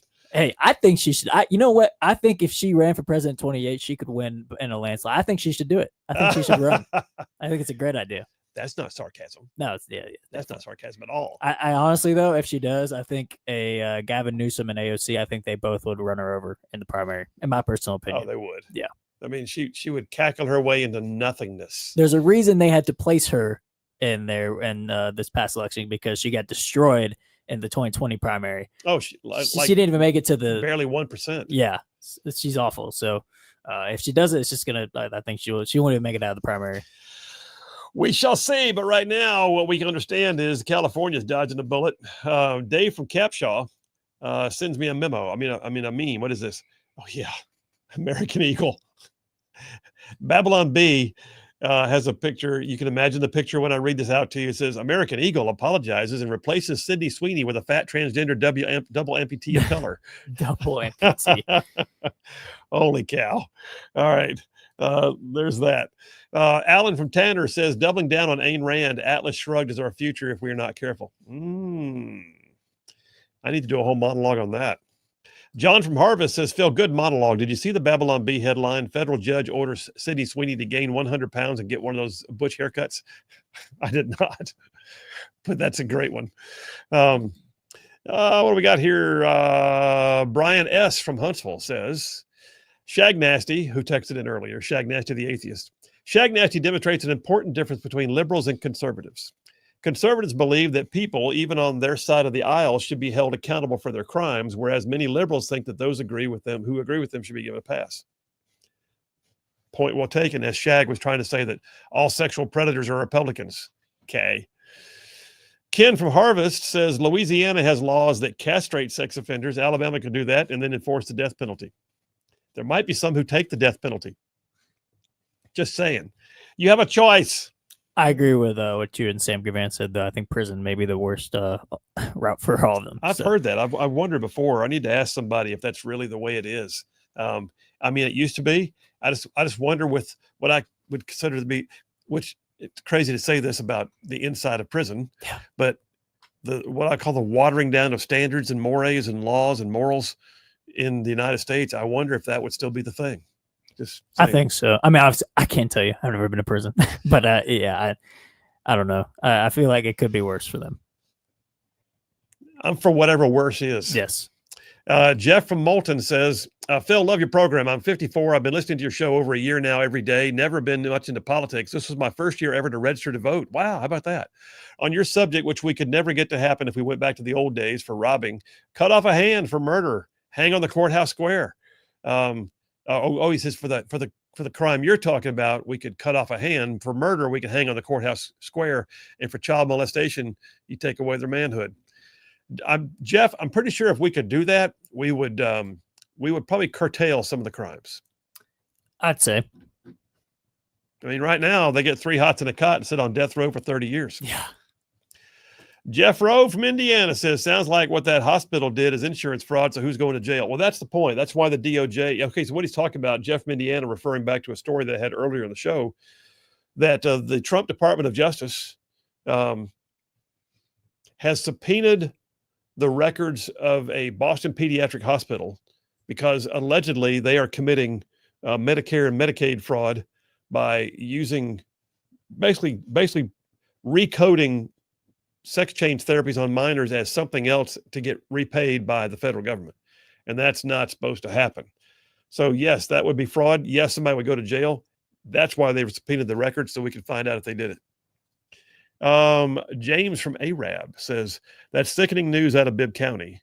It should be Exhibit A for the immediate reinstatement of public hangings on the courthouse square. I agree. Totally agree. Richard from Madison says, Colonel, I wonder if killing a child's innocence would be a pathway for instituting the death penalty for child rapists. Great show as usual. Thank you. And thanks to you and your crew for using technology to post previous shows. I missed yesterday's show for spending time with grandkids. Well, you know what? I'd rather you spend time with those grandkids than spend time with us there, Richard. Great priorities. Last one, going to a break. Herb from Gurley. What do you think? Epstein committed suicide? He did not want to go to prison. Retribution. Potentially. That's interesting. Phil Williams, Rightside Radio. Y'all stay tuned. We'll be right back.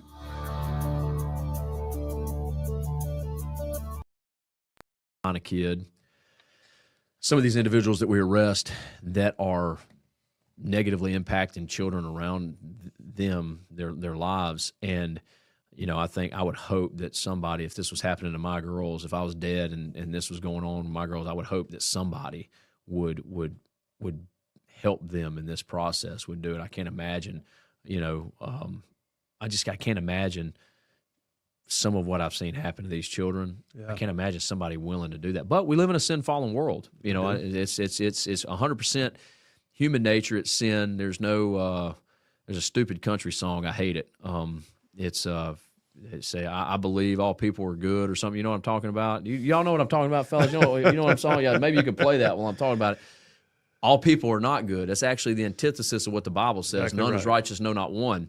And this is literally the outcome of who we are, being able to be who we are as flesh, sin-filled humans. And the only thing that fixes it is the person of Jesus Christ. It's flesh unchecked. Flesh unchecked is always going to be a bad thing, and we see that happening. I see that happening in some of the darkest elements of society with what these guys do to kids, and women too. Men are primarily a consumer. Anytime we roll women, they're generally speaking a distributor. They sell, even grandmothers and mothers sell their own, selling their kids. So part of my eclectic resume, as we get towards the end here, but part of my eclectic resume is that I spent the first 10 years out of college working full-time with kids in ministry and in counseling, and I worked in an adolescent treatment center for a period of that time. And every time I thought that I'd seen the worst that a world could do to a kid, another kid would come in and it'd be worse. 100%, man. And you just got to stay in the fight. That's right. Yeah. So let me ask you this, just in closing. We've talked about a lot. I can see your heart. I can hear you talk about your family. I can hear you talking about your career, the things you care about, you're passionate about. But your little girls, if they had a chance, if God forbid something happened to you, and 10, 15 years from now, they were able to watch this video, what would you want them to take away from it? Dang, man, that's a heavy question. No, I mean, first and foremost, I want them to know that I love them, that anything that I do is in the person of Jesus Christ. That is the most important thing. If there's anything they can take away from their daddy, it's who you need to be in the person of Jesus. And hopefully the life that they've at least seen me live has been one that has elevated Jesus, not me, not my stories, not all the SEAL team stuff. All right, that's all cool. I want my girls to say, yeah, we're proud of who our daddy was, but pride comes before the fall. Don't be proud of daddy. Be proud of who daddy was in Jesus. Be proud of Jesus. And as Paul said, I hope that they can mimic me as I mimic Christ. That's my hope. That's what I want them to know. I love them and live in Christ. Thank you, brother. Appreciate you, man. Yeah, man. Thanks for what you do. Hey, thank you. Hey, man, you had to ask me that dang emotional question at the end. Hey, hope you guys enjoyed that one. Listen, check out our YouTube channel. Find us at Rightside Media. We're also on all of our social media platforms, and you can also find us at rightsidemedia.org. All of our content, just click subscribe, follow, or like, and we'll see you next time on Just Right.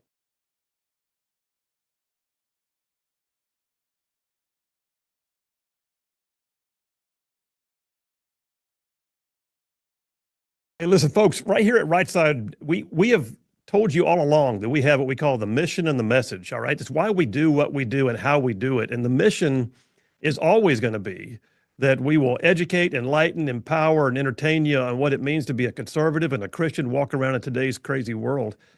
That's the mission, but the mission is driven by the message. And the message is that you will always hear this show say that Jesus is Lord, America is great, life is worth living. And that's why it just resonates with our audience. That being said, there's somebody coming on right now who gets that and who gets it like in a big way. Kirk Cameron, he's known for his role in the 80s and 90s on TV's Growing Pains, won 2 Golden Globes for that. Time on the big screen, he's an author, a speaker, a producer. He's a family man, he and his wife, Chelsea, 6 kids. But he's also become known in more recent times as a warrior for Christ. I mean, he loves the Lord, makes no bones about it. He's got a great mission right now to reawaken Christians, to equip them for life in general.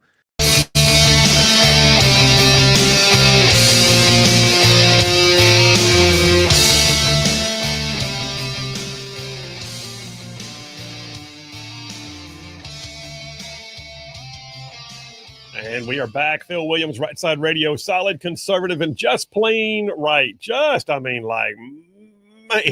covering down on some major ground across the southeast U.S. of A. Y'all, I'm talking about this show, this show, the one you're listening to.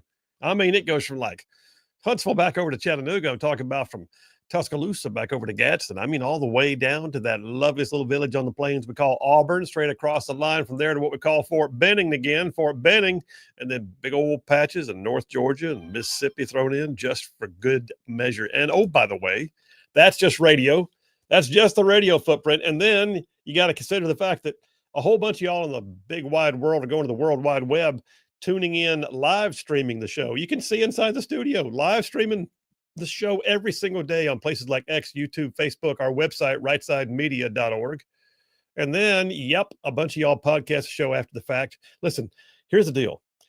All the places where you guys catch this show, it means the world to us. We love the fact that you do that. That gives us the ability to do it again the next day. Just thank you very much. Stay on it. Stay in the fight. I like to say there are more of us than there are of them, right? Absolutely. And you guys prove it every day. All right, we're going to jump into the next dipper here in just a minute. I gotta take a quick aside though, a moment of personal privilege, if you will. Zoran Mamdani, who in my opinion embodies all things bad about the Democrat Party, finally realized he could not avoid the fact that he had to speak about this shooting in New York City. So remember the Manhattan shooter came out a few days ago and killed multiple innocent people in a high rise in Midtown Manhattan. Guy drove in from Nevada and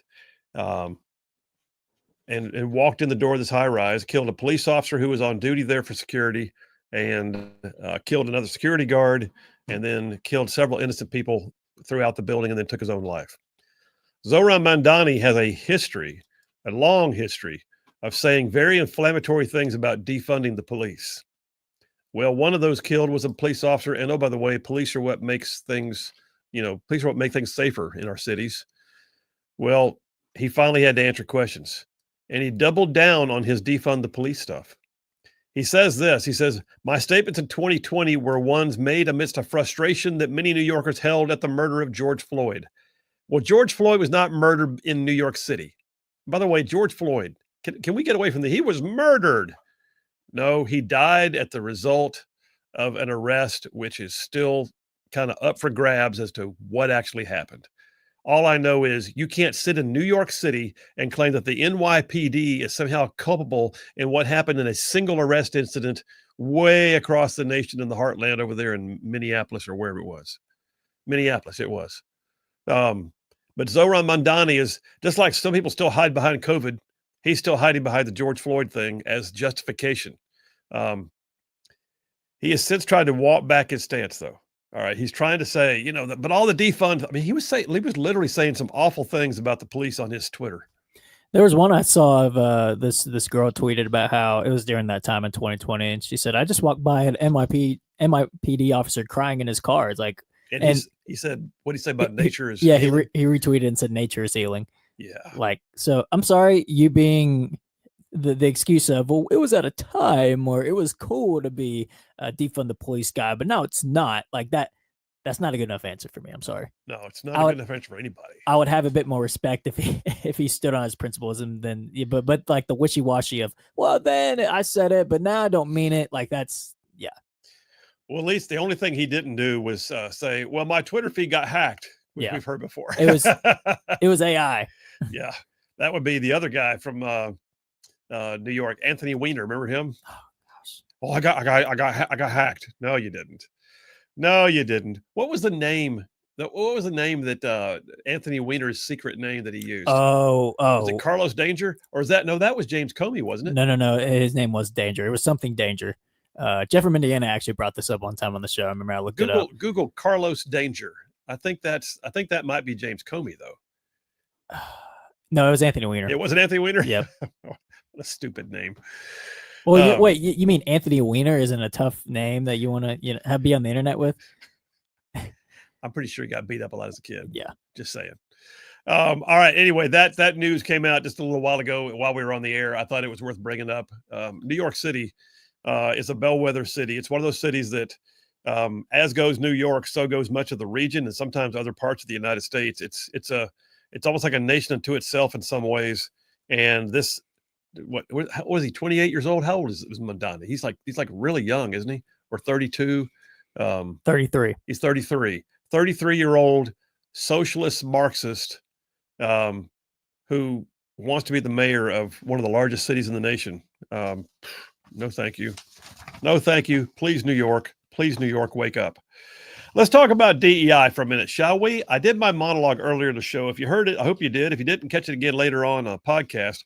But I did my monologue saying the phrase I used was DEI is where merit goes to die. What do I mean by that? Well, merit is the idea that if you do the best job, you are the one who deserves the promotion. I was talking to a young Army officer the other day who's really frustrated because, and I've seen it happen, he's sitting there looking at, okay, my job performance has been stellar. Everything's going the way it should. I get top marks on everything. I've only got 2 or 3 other people in the rating scheme that my intermediate rater rates. And yet I'm being told, hey, just understand, you might not get the top rated position this time because I have to manage my profile and I don't want to hurt the other guys, regardless of whether the other guys did a great job. What that says is there is somebody who is rating this young Army officer who is clearly looking at trying to be diverse in their, aligning of their rating profiles and not just giving the top block where it's been earned. I had that happen to me. I had one of my commander in Afghanistan let me know one day. He said, "Hey, Phil, I got to tell you, by the way, you're actually the best team leader I've got." Oh, thank you, sir. But I got, so-and-so is up for promotion before you are. So I need to give him the top block and I can only give one. And I was like, I think I just rather not known that. Tell me I'm the best one, but I won't get the best rating. How's that okay? I didn't say it quite that way to him, but you can imagine the conversation was something like that. DEI does that as a matter of policy. DEI looks at who the person is, not what the person does. DEI looks at what the person claims or has felt or what skin color they have or what their gender identity is. DEI looks at all those things, not the question of whether or not they're fully qualified for the job and can do it better than the other potential candidates. DEI is the ruination of a society because it takes merit and destroys it. DEI destroys merit, which means that it destroys productivity. And when you destroy productivity, you no longer have incentive. You take away the ability of someone to excel, knowing that they'll be rewarded for excelling, or maybe even be able to seek gain in their wallets for exceeding. Nope, all of it's gone, because DEI is about taking care of those who have been marginalized, at least in your opinion, those who traditionally we think don't get the hand up that everybody else gives, those who don't have privilege, those who have been mistreated by people on social media, cry rooms, and anyway, bottom line is this. We have seen the state of Alabama, we've seen the state of Tennessee, we've seen multiple states around the nation pass state level laws saying, DEI, you are done. Be gone with you. The Trump administration has put policies into place that are literally trying to crush the idea of DEI anywhere where federal dollars touch. But they're still working hard. Ayanna Pressley, by the way, why is she bald? Is that a style thing, or does she have a condition? It's style. You think? Yeah, I know. I can just tell. You just have the sense of it. Yeah. I mean, I know who she's the one that would do it for style. Yeah. Can you look up just to verify? I want to make sure that I don't critique someone who has a condition. Why is Ayanna Pressley bald? And tell me if it says she has any kind of condition. But anyway, you know who I'm talking about, the bald lady in Congress. She claims it's from alopecia. Okay. So. Okay. Do you feel bad now? No. Okay. Daily Signal has a story about Ayanna Pressley and DEI. Dateline 3 days ago. Trump administration policies have brought us to the point where we could return to the America of segregated bathrooms, said the National Urban League's. So we need DEI to avoid racist and segregation. And anyway, according to the Massachusetts Democrats website, her bill would codify into law key parts of President Joe Biden's executive orders that promoted diversity, equity, and inclusion. So apparently she can't read the writing on the wall. But we got Ayanna Pressley, who's already a hoot, who's already living in her own bubble, who already is just, marginalized herself in many ways. She is now going to bring a DEI codification bill. I'm saying that thing has a snowball's chance of passing, as you know what I'm saying. But there's that. They're not willing to let it go. This is how they live, man. Liberals love what we call intersectionalities. They divide society up into little fragments. You're not allowed to be an American. You have to be a Black American, a white American. You have to be a gay American. You have to be a transgender American. You can't listen. And then they want to create sub, categories like, are you handicapped and, oh, by the way, transgender, and then, oh, by the way, do you feel marginalized because of your skin color? Well, those are all called intersectionalities because they begin to run together. And then what's crazy is they get really excited when they can find what the intersections of the intersectionalities are. They get real excited when they're like, what do you and I have in common? Well, I don't know. Here's my list. Oh, gay. I'm on that one too. Oh, great. We intersect. And that's how they view society. And then they come in, and that's why the LGBTQ2IA plus acronym thing is going on. The acronym keeps getting bigger. Why? Because they're afraid to say, we don't need another category. So you're looking right now at the fact that libs will constantly put diversity, equity, and inclusion in place whenever they can, even if they have to rename it, because what they need is to be able to live within their identity politics. They are constantly on the search for the next level of identity that they can use to fragment society and to basically grab hold of it and champion it as another virtue signal. Daily Caller has a piece. Harvard University is reportedly willing to surrender to the Trump administration. What? Okay, so Harvard University is reportedly, this is a report, reportedly considering spending up to $500 million to settle its ongoing dispute with the Trump administration. This is over their anti-Semitism and DEI on campus issues. The Trump administration has told them they're losing all of their grant money. They're losing all of their use of federal funds, and they're having to dip into their, $54 billion endowment fund. Oh, goodness.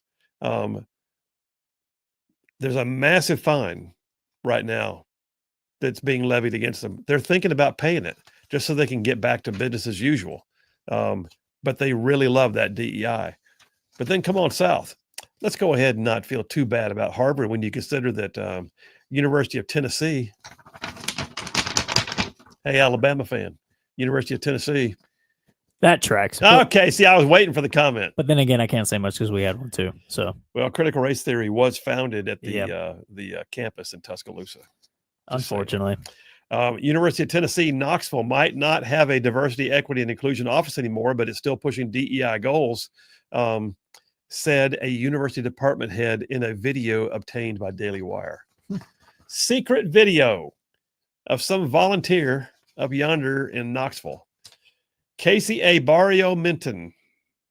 Is that a hyphenated name? Anyway, professor and department head of counselor education was caught on camera saying Tennessee's Access and Engagement Office is really just what used to be called the Diversity and Inclusion Office. Access and engagement. Listen, there are some words you look at and go, yeah, we know what that is. They think they're sneaky. They think they're sneaky, but they ain't. But that's the University of Tennessee. Right before we go to the break, I got to tell you, though, bring it home. How about Samford University? Same thing. Samford University, right here in Alabama. 1819 News has the story.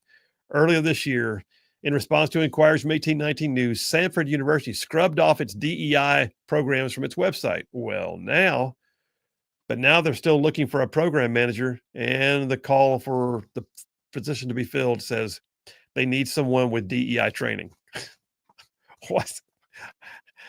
Help us to help you. All right. Help us help you. Take me to a break, JP. DEI is not dead. DEI is still scrapping for air. It's doing all it can to resurface when it can. Phil Williams, Rightside Radio. Y'all stay tuned. We'll be right back. And so I'm going to quit talking right now and say, hey, Kirk Cameron, welcome to Rightside Radio. How are you? What's up, brother? Great to see you. Thanks for having me on the show again. It's always good to be on the right side. I'd rather not be on the wrong side, but I'm still learning. So, thanks again for having me on. Look forward to our discussion. No, absolutely. Thank you. And I'll just go ahead and say too, thank you for what you stand for, because I know that in the industry that you grew up in, not everybody takes a stand for their faith, and you often hear that there's more conservatives in Hollywood than you would ever believe, but they just don't always show up and say so. And so I'll just tell you right now, I appreciate it.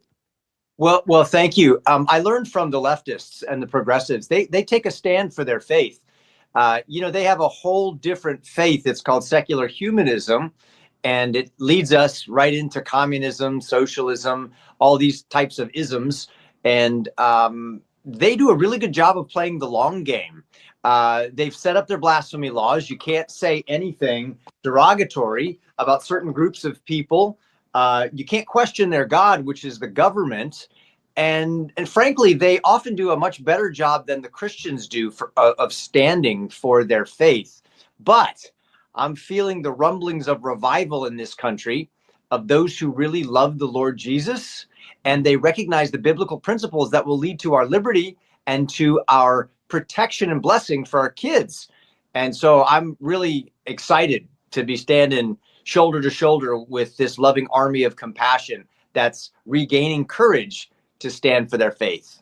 No, absolutely. And I'll be honest with you, I think some of the isms they bring and really just create schisms if you get down to it. I mean, that's it, the division in our society, especially over the last few years, has been very pronounced. And so one of the things I want to talk to you about is Sure. you've gotten really busy here of late with a new tour you've got called Strong Families, Strong Communities, because the left wants our kids and the left wants our families and the left wants to tear down traditions and values and faith for that matter. Tell us about this tour, because I do know for a fact you're coming through my town. Yeah, I'm excited about it. I hope I get to see you. It's called Strong Families, Strong Communities. And if I've learned something important through the COVID years and through all of the challenges that we faced culturally over the last 4 years, it's that if you want to change a nation, you've first got to be able to change your state. If you want to change your state, you've got to learn how to govern your community. If you want to be able to heavenize your community, you've got to be able to heavenize your home. And you can't heavenize your home if you can't govern your own heart and its passions. So I believe that God's strategy, the time-tested, historically proven strategy for bringing blessings from heaven to earth, begins with strong families leading to strong communities. And then those communities linking arms can begin to transform the culture from the inside out, from the bottom grassroots all the way up to the top, from your house to the White House. And that's what we're going to be talking about every night in 20 cities and 20 churches across America. No, that's huge. And listen, I can't tell you how many times I've said on this show that what happens in your own backyard sometimes has more impact on what happens in your life than what happens in DC or anywhere else. We forget sometimes that the truth of local leadership and family strength, and that's why they call it grassroots politics, because grassroots actually makes a difference. Yeah, you're so right. You're so right. Do you think that the Christian church just skipped that class over the last couple of decades? Because the radical leftists, boy, they're drilling down deep on that class, and they understand community organizing. They understand about playing the long game, not just a quick spurt of energy every 4 years when the election rolls around, but doing the trench work day in and day out every year. They have, and they message so much better. And I'll be honest with you, I think that they have grabbed hold of it. Like you said, I think they've grabbed hold of it so much quicker than folks on the conservative right, the Christian right did. And I don't have an explanation for that. It's just one of those things that they saw it first. I can look at Saul Alinsky's Rules for Radicals, and he basically said grassroots is where it's at. And yeah. So there you go. Well, hey, listen, if you're listening to us right now and you've not heard of that before, that's like a dog whistle for communists. Saul Alinsky, Rules for Radicals. There's a pastor, a faithful man named Doug Wilson, who wrote kind of a retort to that called Rules for Reformers.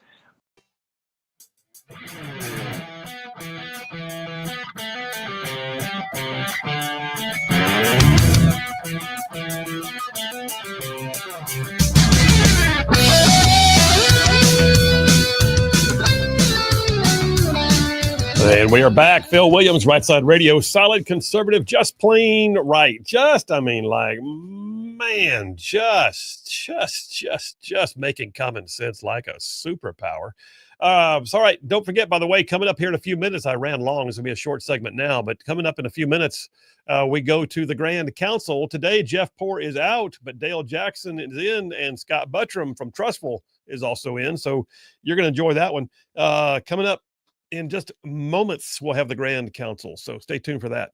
I got to get a few text messages, and I got to tell you this. The bottom line on the DEI not being dead is because many times liberals are just trying to rebrand it. That's the bottom line. Piece here on Town Hall is my capstone article, and it does relate back to the University of Tennessee thing again. But it's not just Tennessee. I think it's also Duke and several Vanderbilt.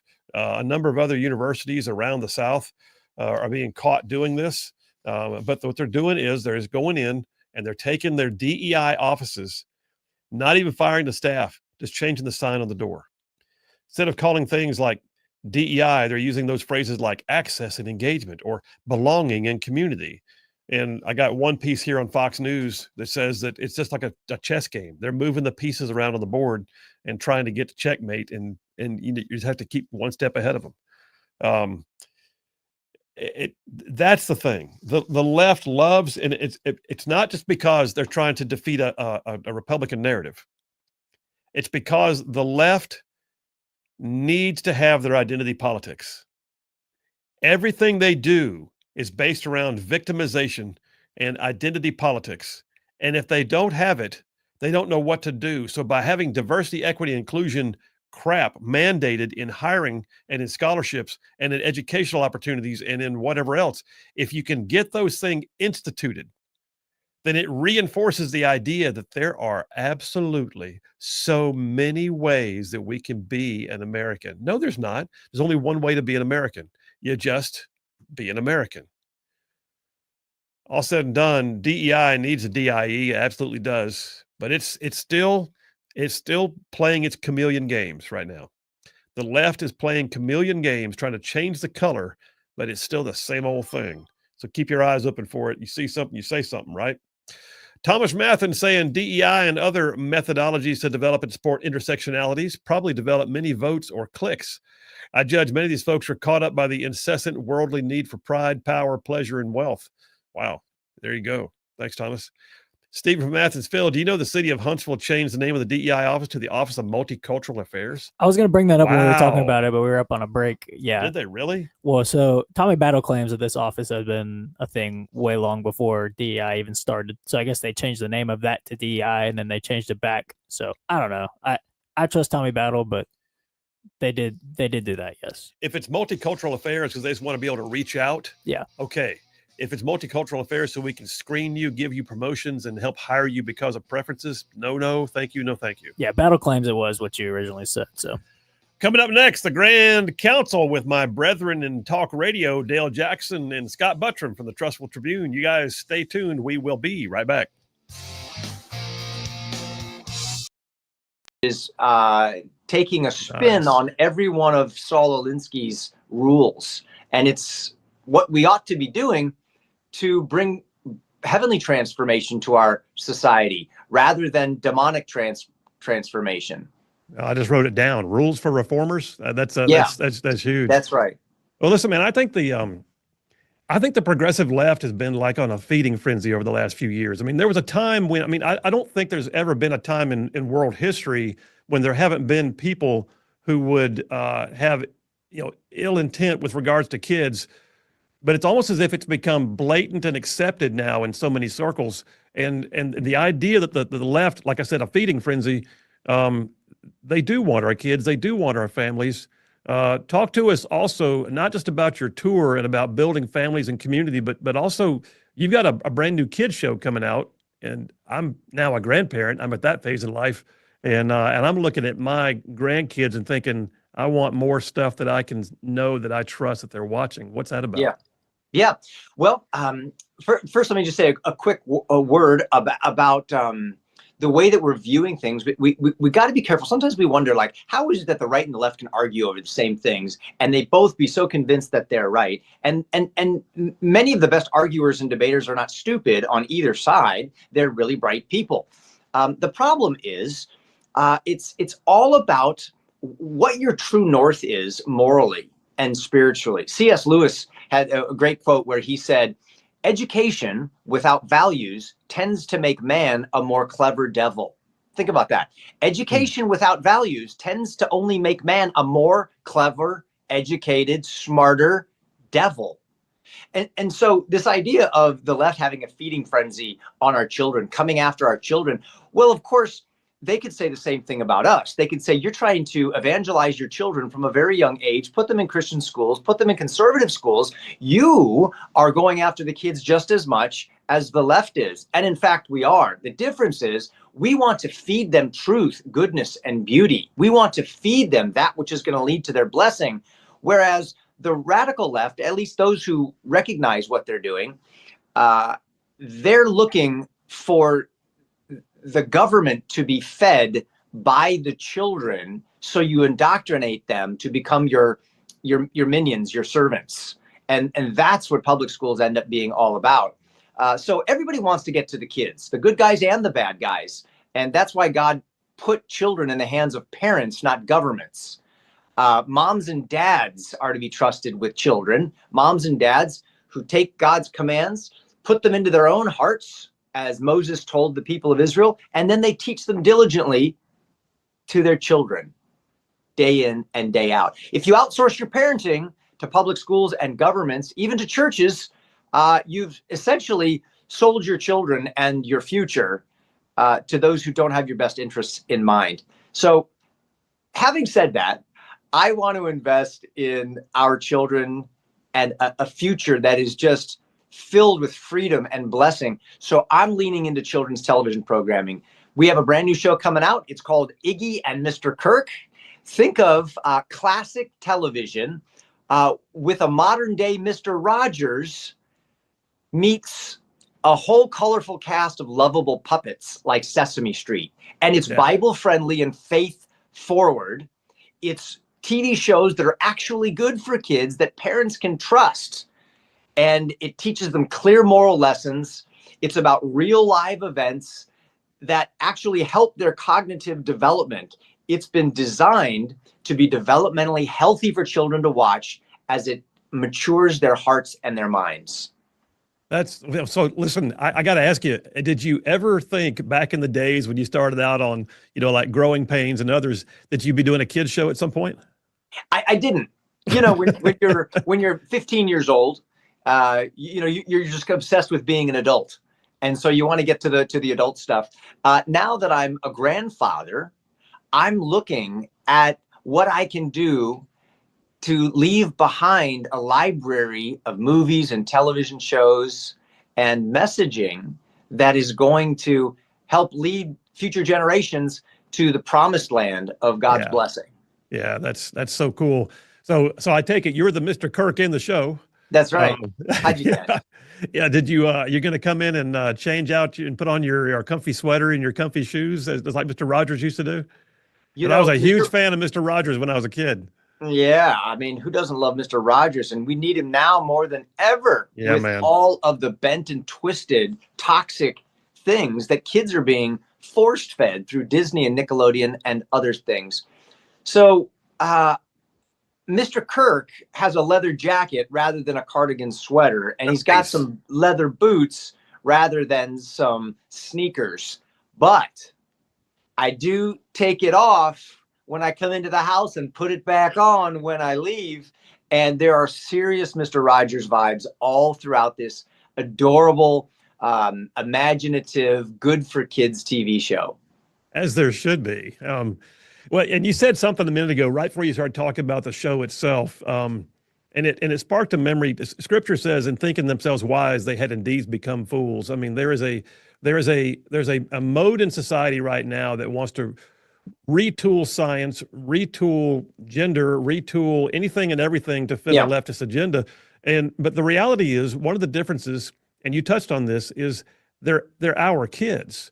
You can look at even the school choice arguments these days, and you can see that if someone truly believes in the best for a child, they're going to lean towards what is best for the child and not for the school system, not for the government institutions, not for the zip codes being what binds you there. And That's because they're our kids and we want what's best for them. Our tax dollars should go to what's best for the kids, not the system.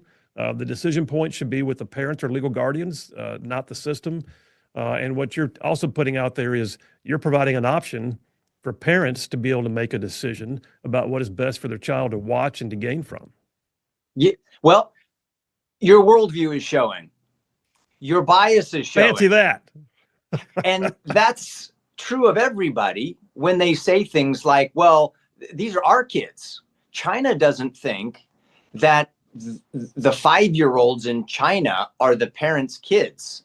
They think they're the government's kids. See, this is a worldview issue. These comes down to rock bottom assumptions about who owns what. And Jesus made statements to help us. You know, when he was asked about paying taxes to Caesar, he said, give to Caesar the things that belong to Caesar, but give to God. Just said solid, conservative, and just plain right. Well, welcome to hour number 3 on Hump Day. Yeah. I mean, you are halfway to the weekend, my friends. And listen, we're going to get you all the way to go home time on a Friday, but there are things we have to do in between now and then. One of the things we always do on a Wednesday afternoon is a little something we call the Grand Council, where I bring in some of my brethren in talk radio. Today, we got a little bit of a caveat. We got a proxy. We got a stand-in. But let me call the roll. You'll see who's here. From 770 AM, 92.5 FM, WVNN, Cumulus Broadcasting up yonder in Huntsville, also does a gig with Yellowhammer, also does some TV stuff. The dynamically derogatory denizen of demeaning demagoguery, Dale Jackson. Are you there? Just what I needed, more nicknames. I love it. Well, you need that one on a bumper sticker, but the words are too big. All right, we got a Dale Jackson. Let me go over here. Jeff Poor not being here this week, we have a stand-in. So, publisher of the Trustful Tribune, oftentimes known as the Secretary of Common Sense, the pugnacious publisher of perilous punditry, Scott Buttram. Are you there? I'm present. You are, and I'm glad. That means we got a quorum. Hit it, man. Assemble the Grand Council. Ta-da. Ta-da. All right, fellas, you know the deal. We ask questions and we see what the group thinks about the answers. So I'm going to go to Dale Jackson first. Mr. Jackson, pray tell, what do you have a question for? Okay, we've seen what's going on in Bibb County. It's a monstrous event. Yeah. We are also seeing the Epstein situation and Donald Trump's handling of that, just dragging that story out further again. Steve Marshall comes out and says, hey, you guys in the legislature need to revisit the death penalty for child rapists like they do in Florida. What legislator is going to stand on the floor of the legislature and say, no death penalty for these guys who are keeping kids in their dungeons? All I know is, Dale, you're talking inside of a tin can right now. Your voice is like so muffled we can barely hear you. Can you? Okay. Did you pull your hoodie down over your face? So you want to know whether we think the death penalty is the right thing for child rapists? Is that what you're saying? Did we lose him? Did he just go away? I think what he was saying is, what legislator would stand on the floor of the House or the Senate and oppose a bill giving a death sentence? Okay, go ahead, take it and run then, and brother, I'll chime in. I just did a whole segment on this a minute ago, but you go ahead and take it and run. What do you think about that? Well, I would say I agree with Dale on that. I do not think there is a legislator that would vote against that bill, and this may even be a bill that our brethren on the Democrat side would cross the aisle and vote for as well. At least some of them, I believe, would do that. But here's what we need to remember: the House passed that bill last year, and it went to the Senate, where, like most, I won't say most everything, but so many other bills died because of the most incredible mismanagement of the Senate we have seen in probably the last 10 years. Yeah. I mean, I could think of some people like Vivian Figures, Senator Figures, who's opposed to the death penalty no matter what it is. I could see where she'd just say, I will stick with my guns on this, but I think what happened is bad. But I agree. I mean, I think I feel fairly confident if this bill gets traction. The question we got to look at is 1819 reported, and I don't know where the ruling is. They said the Supreme Court has ruled in the past that federal law would prohibit the implication or the implementation of a death penalty for a non-death crime. So I've never seen that, but I've never had to investigate it either. I don't know. Dale, are you back? I am back, and I would love to see the Supreme Court take that up again. Well, Dale, when the sponsors of this bill when it passed the House last year and died in the Senate, didn't the sponsors say they were doing this bill to get it to the Supreme Court? They wanted to challenge that. Oh yeah, they did. I think they said that again this time too. April Weaver said that, I believe, in the quote in the 1819 article that came out yesterday. Yeah, I think so. All right, Dale, your own question. So what you're saying is you want to see it run, and you want to see it go to the Supreme Court. Yeah, I want to see both, and I want to see someone try to stand up and say no. I just want to. I want to see who's going to stand up in front of it before an election. Yeah, I think the bottom line is they get this bill to the floor. Ain't nobody can avoid this one. You've got to vote yes on this. Absolutely. All right. Well, head counts are a good thing. Head counts are a good thing. Don't use the previous roll. Just get her done. Call the roll. Long roll, please, That's Mr. right. President. All right. So what question do you have for us, Mr. Proxy Man Scott Buttram? Mine comes from a story that 1819 did a good job on it. Dale followed up with one of his Yellowhammer pieces on it. The DHR situation and the child that died in DHR custody. I think Dale, I think 1819, I think Senator Elliott have all been very clear. This is not okay. And siding with DHR and instead of taking the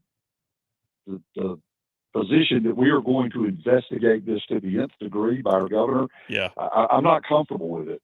I'm even more uncomfortable. I'm sorry, I'm kind of answering my own question now. Let me just ask this. Do we think Governor Ivey will do anything about this? Do we think that Governor Ivey is the one who issued the statement in the first place? I don't know. I mean, so she has become, it's like she's become more tepid as time goes by. But yeah, the response to this situation, this horrible situation, little 3-year-old dying in a hot car, which is just awful. And by the way, have they released the name of the person who did it? Has that happened yet? No, not to my knowledge. So what were the conditions? I mean, were they stopping at a store and they forgot to get the baby, or did they park the van and go inside to work? And what do we know about that? I mean, how did this even happen? They parked the car at their own house. Oh my gosh! I mean, this is the part of the story that is so. I mean, there's a lot of infuriating here, but this is the one thing. They did the visit for the 3-year-old with the father took place, and then the contractor drove to a store, got food allegedly for her and her family, then went to a quote tobacco store, which I think we all know what that really means, I'm guessing, and then went home. And for 5 hours, that kid sat in that car in the blazing sun. And the other person went inside the house. What was she doing in there? I don't know. But should they be running errands with other people's kids in their car? No, absolutely not. No, and it's absurd. And Kay Ivey, it's so pathetic because this is such a layup. Yeah, it is. All you have to do is say, this is absolutely outrageous. We're going to get to the bottom of this. We're going to destroy the people involved. That's all you have to say. Yep. And she couldn't even do it. And she can call on the Attorney General's office. She can call on the Attorney General's office to open an investigation for criminal negligence. That's where we are right now. Yep. This is criminally negligent homicide. You had somebody else's child in your care, and you went and ran errands and then forgot the child, probably because you picked up something at the vape shop that made you feel really good, and you got mellow and went inside and took a nap. I mean, there's no telling. That's exactly what I think happened. That's exactly what I think happened. Wow. Look, Governor Ivey's staff would do her more justice by actually putting her in front of a camera and getting her to say it herself at this point. But I don't know if it's going to happen. All right, before I run out of time, let me do one more question. While we're doing local stuff, let's do one more. So the Big 10 mayors in Alabama, and for those who don't know, it's exactly what it sounds like. It's the mayors of the 10 largest cities in the state. The Big 10 mayors come out and said they want more of the online sales tax. They're actually, like Tuscaloosa is talking about, filing suit because we think we deserve a bigger share.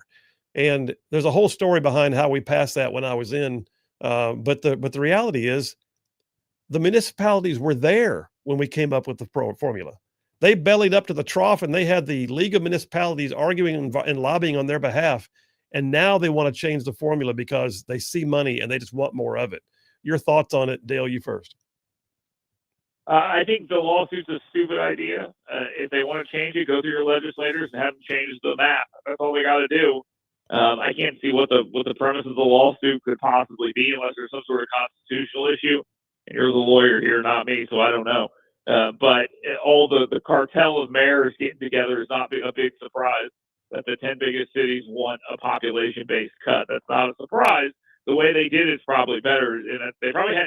You can answer this. I'm assuming you guys had to do it this way to get it done. No, they already get it by population. That's just it. Municipalities get a pro rata share, and then the municipalities within that share get divided up by population. And so they already get what they want is a larger slice. They want more than what counties get. That's what they want, which is crazy. How about you, Scott? What do you think about it? Well, I'm a little taken aback. I had no idea that our illustrious leader here was, I just forgot, I guess, that you were in the Senate at that time. And I'm just floored to find out that you were a party to passing this socialistic redistribution of wealth in the state of Alabama and plaguing our cities the way you have. We are actually getting hit square between the eyes in Trussville, Alabama, as are most of the cities in Jefferson County. I do not think this is a money grab in the truest sense. Brick and mortar sales tax collections, which, by the way, supplies 65% of the general fund for the city of Trussville, declined by $3 million after a 10-year, year-over-year increase. All of a sudden, $3 million drop. That is a shot between the eyes. They were very happy when they got the SSUT tax, because it replaced what they had been getting, which is zero. And That's now right. that we know the state took their 4%, same as brick and mortar, off the top of the online sales tax, and then tossed the bones to the counties and cities who were happy to get the bones. Now they need the bones to pay the bills. This needs to be changed. Trussville should join the Tuscaloosa lawsuit. Oh, see, I knew I'd find controversy. The lawsuit is only a pressure point. I've seen your tweets, and I pulled this question on purpose. So yes, I was there. Yes, I was there. And no, it was not socialism. It was called free market. How do we take what's broken and fix it? And then, oh, by the way, everybody come in and we have a big mediated discussion, and we came up with a plan that everybody agreed to. But now they just want more. That's what it boils down to. That's exactly what it boils down to. Just correct me if I'm wrong on this distribution, but all the money goes into one pot, and then it is redistributed by population. Everybody gets an equal share. That's called redistribution, socialism, put all in there. Instead, and what we're doing is we're pretending people in Trussville, Alabama, spend exactly the same amount of money as people in every other city in Alabama. No, that's not the case. No, that's not the way it works. That's not the way it works. That's not the way it works. It's distributed on population. Everybody gets the same per head. Yes. Well, then that means Altoona, Alabama, population 972, doesn't get as much as Trussville does, and that's the way it should be because they have fewer people buying things online. What it means is that the Republican majority decided to take all of Mountain Brook's expenditures and then spread it out equally among the black. All right, I got to take a break. I ran long on this one because I love controversy. All right, I got Scotty Buttram from the Trussville Tribune and Dale Jackson from WVNN in Huntsville on the air with me, Grand Counsel Phil Williams. We will be right back. Belong to God. And as Christians, because of the Word of God, we understand that our children belong to God, not to Caesar. So again, these things sound like common sense, but that's because we live in America. We live in a Christian constitutional republic. Right. And we recognize these truths, but it's up for debate and it's up for grabs if we kick God out of the public square, out of public schools, out of the courthouse, and out of government. This is not the plan that the founders gave us. The founders gave us a plan that relies on moms and dads, pastors, educators, raising up the next generation with the principles of Christianity. And I could give you plenty of quotes from Noah Webster and others regarding this, but the Pilgrims understood it, the founders understood it. Everybody who is a true biblicist understands that the strategy has never changed. You start with self-government, Then you're into marriage and family government. You go from the family out to the community. You educate your children in the next generation, and you provide quality people to run your churches and to run your civil government. And you punish evil and you protect the good. If we don't do that plan that way, the whole thing gets turned upside down and you lose it. Just look at Europe.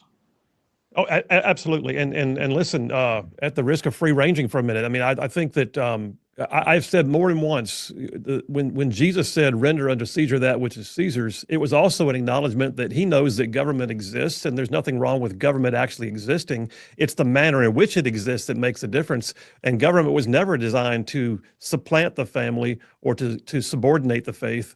The reality is government can be God ordained, but it has to also be God filled.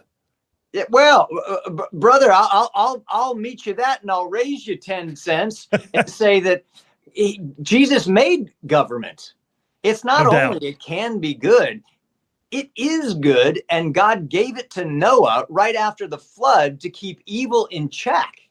And Moses instituted it in the fashion of a genuine republic before the monarchy with the kings, where the people would elect leaders of character and faith and judges to govern over 50s and hundreds and thousands. I mean, that's what our founders understood, is that civil government is necessary while sin and evil continues to roam the earth. And that's why it's so important that we get our children back to biblical principles. If we don't, we're left with somebody else's principles, and it'll either be Islam or Marx, or it'll be,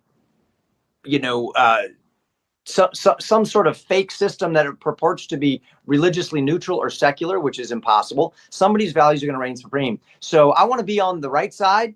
I want to use media to advance good messages and tell good stories. And that's why I'm excited about guys like you and so many others around the country right now who are beginning to stand up. They're opening up their eyes, opening up their ears, and they're spreading the message, and people are paying attention.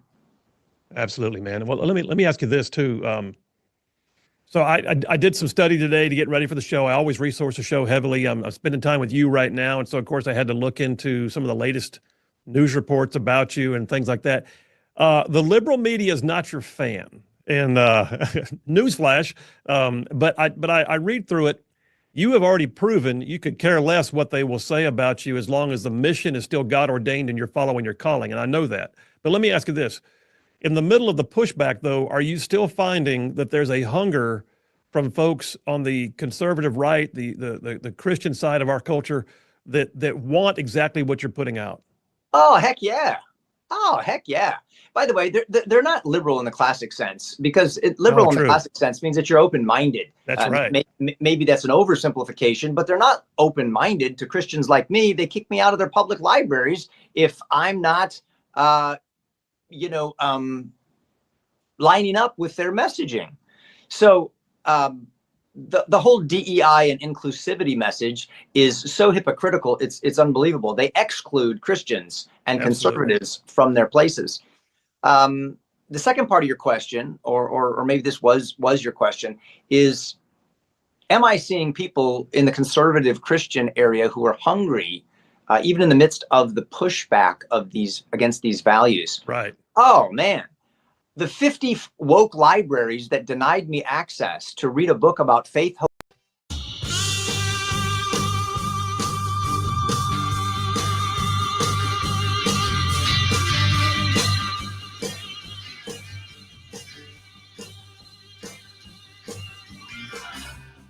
And we are back. Phil Williams, Rightside Radio, solid conservative, just plain right. All right, we're going back for a very short second round of the Grand Council because Scott Buttram spent a long time arguing about why he needs more money. But okay, there's that. Short questions, guys, if you can. Scotty Buttram, what have you got for us? A very short question. Okay. Jerome Powell. WTH. Wow. Yes. I think it's definitely time for him to go. I felt like half of that was spite. But he did just have to wind up doing the on-air camera in his face tour with Trump around his multi-billion-dollar new facility, which made him look like an idiot. So he decided, in spite, I guess, to go ahead and keep the interest rates where they are. Dale? No, he should keep the interest rates where they are anyway. Save Trump from himself. You lower them, inflation's going to go up. You're going to have some problems there. And Trump's spinning that for the midterms. Jerome Powell is doing him a favor. Let them have their WWE style fight if they want to. They should leave the interest rates right where they are right now. Dale's been talking to Mo Brooks again. Go ahead, Scott. What do you think? I would do the same thing Dale would do, but maybe for different reasons. If I'm Trump, I believe Powell's pretty close to the end of his term. Oh yeah. I'm probably going to try to ride that out and not have all the crap he would have to deal with if he removed the Fed chairman.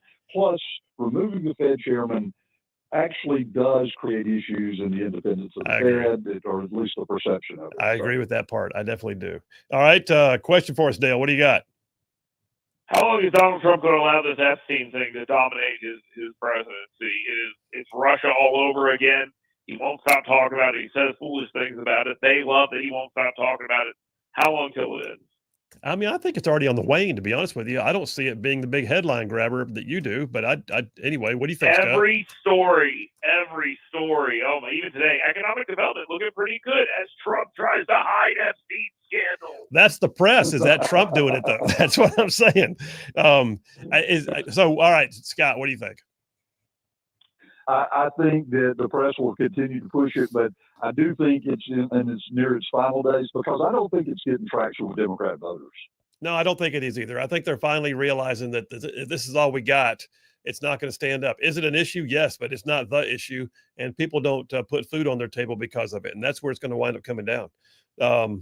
All right, last question. Kamala Harris just announced about an hour ago that she is not running for governor of California. Speculation abounds. Will she run for president again?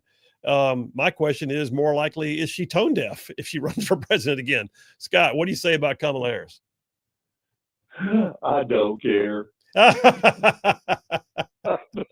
I don't care.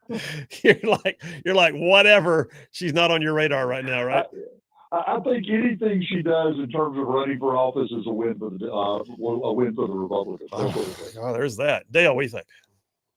There's a better chance of Phil Williams being a U.S. attorney or a Supreme Court justice than Kamala Harris ever holding office.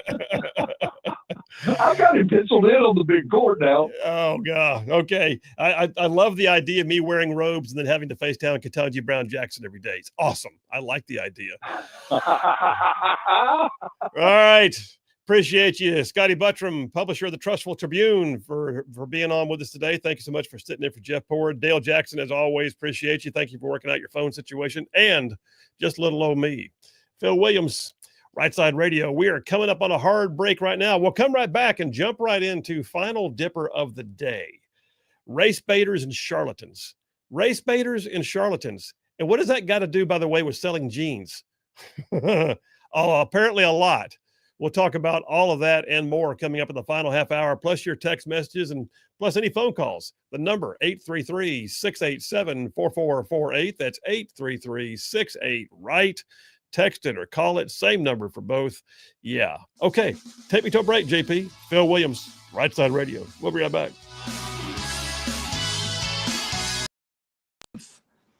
Changed course when I went on the news and said that this is unconstitutional. And when I showed up, they said nobody would come. There were 3,000 parents and grandparents at the first library and thousands more in Los Angeles, DC, New York, San Francisco, Seattle, Phoenix, Dallas, Atlanta. When we show up, people come out of the woodwork because they want to be on the good side. They don't want this to become a post Ten Commandments culture. They want the values that are going to lead to their kids' blessing and their protection. Yeah. And they're there by the millions. And we saw that in the election.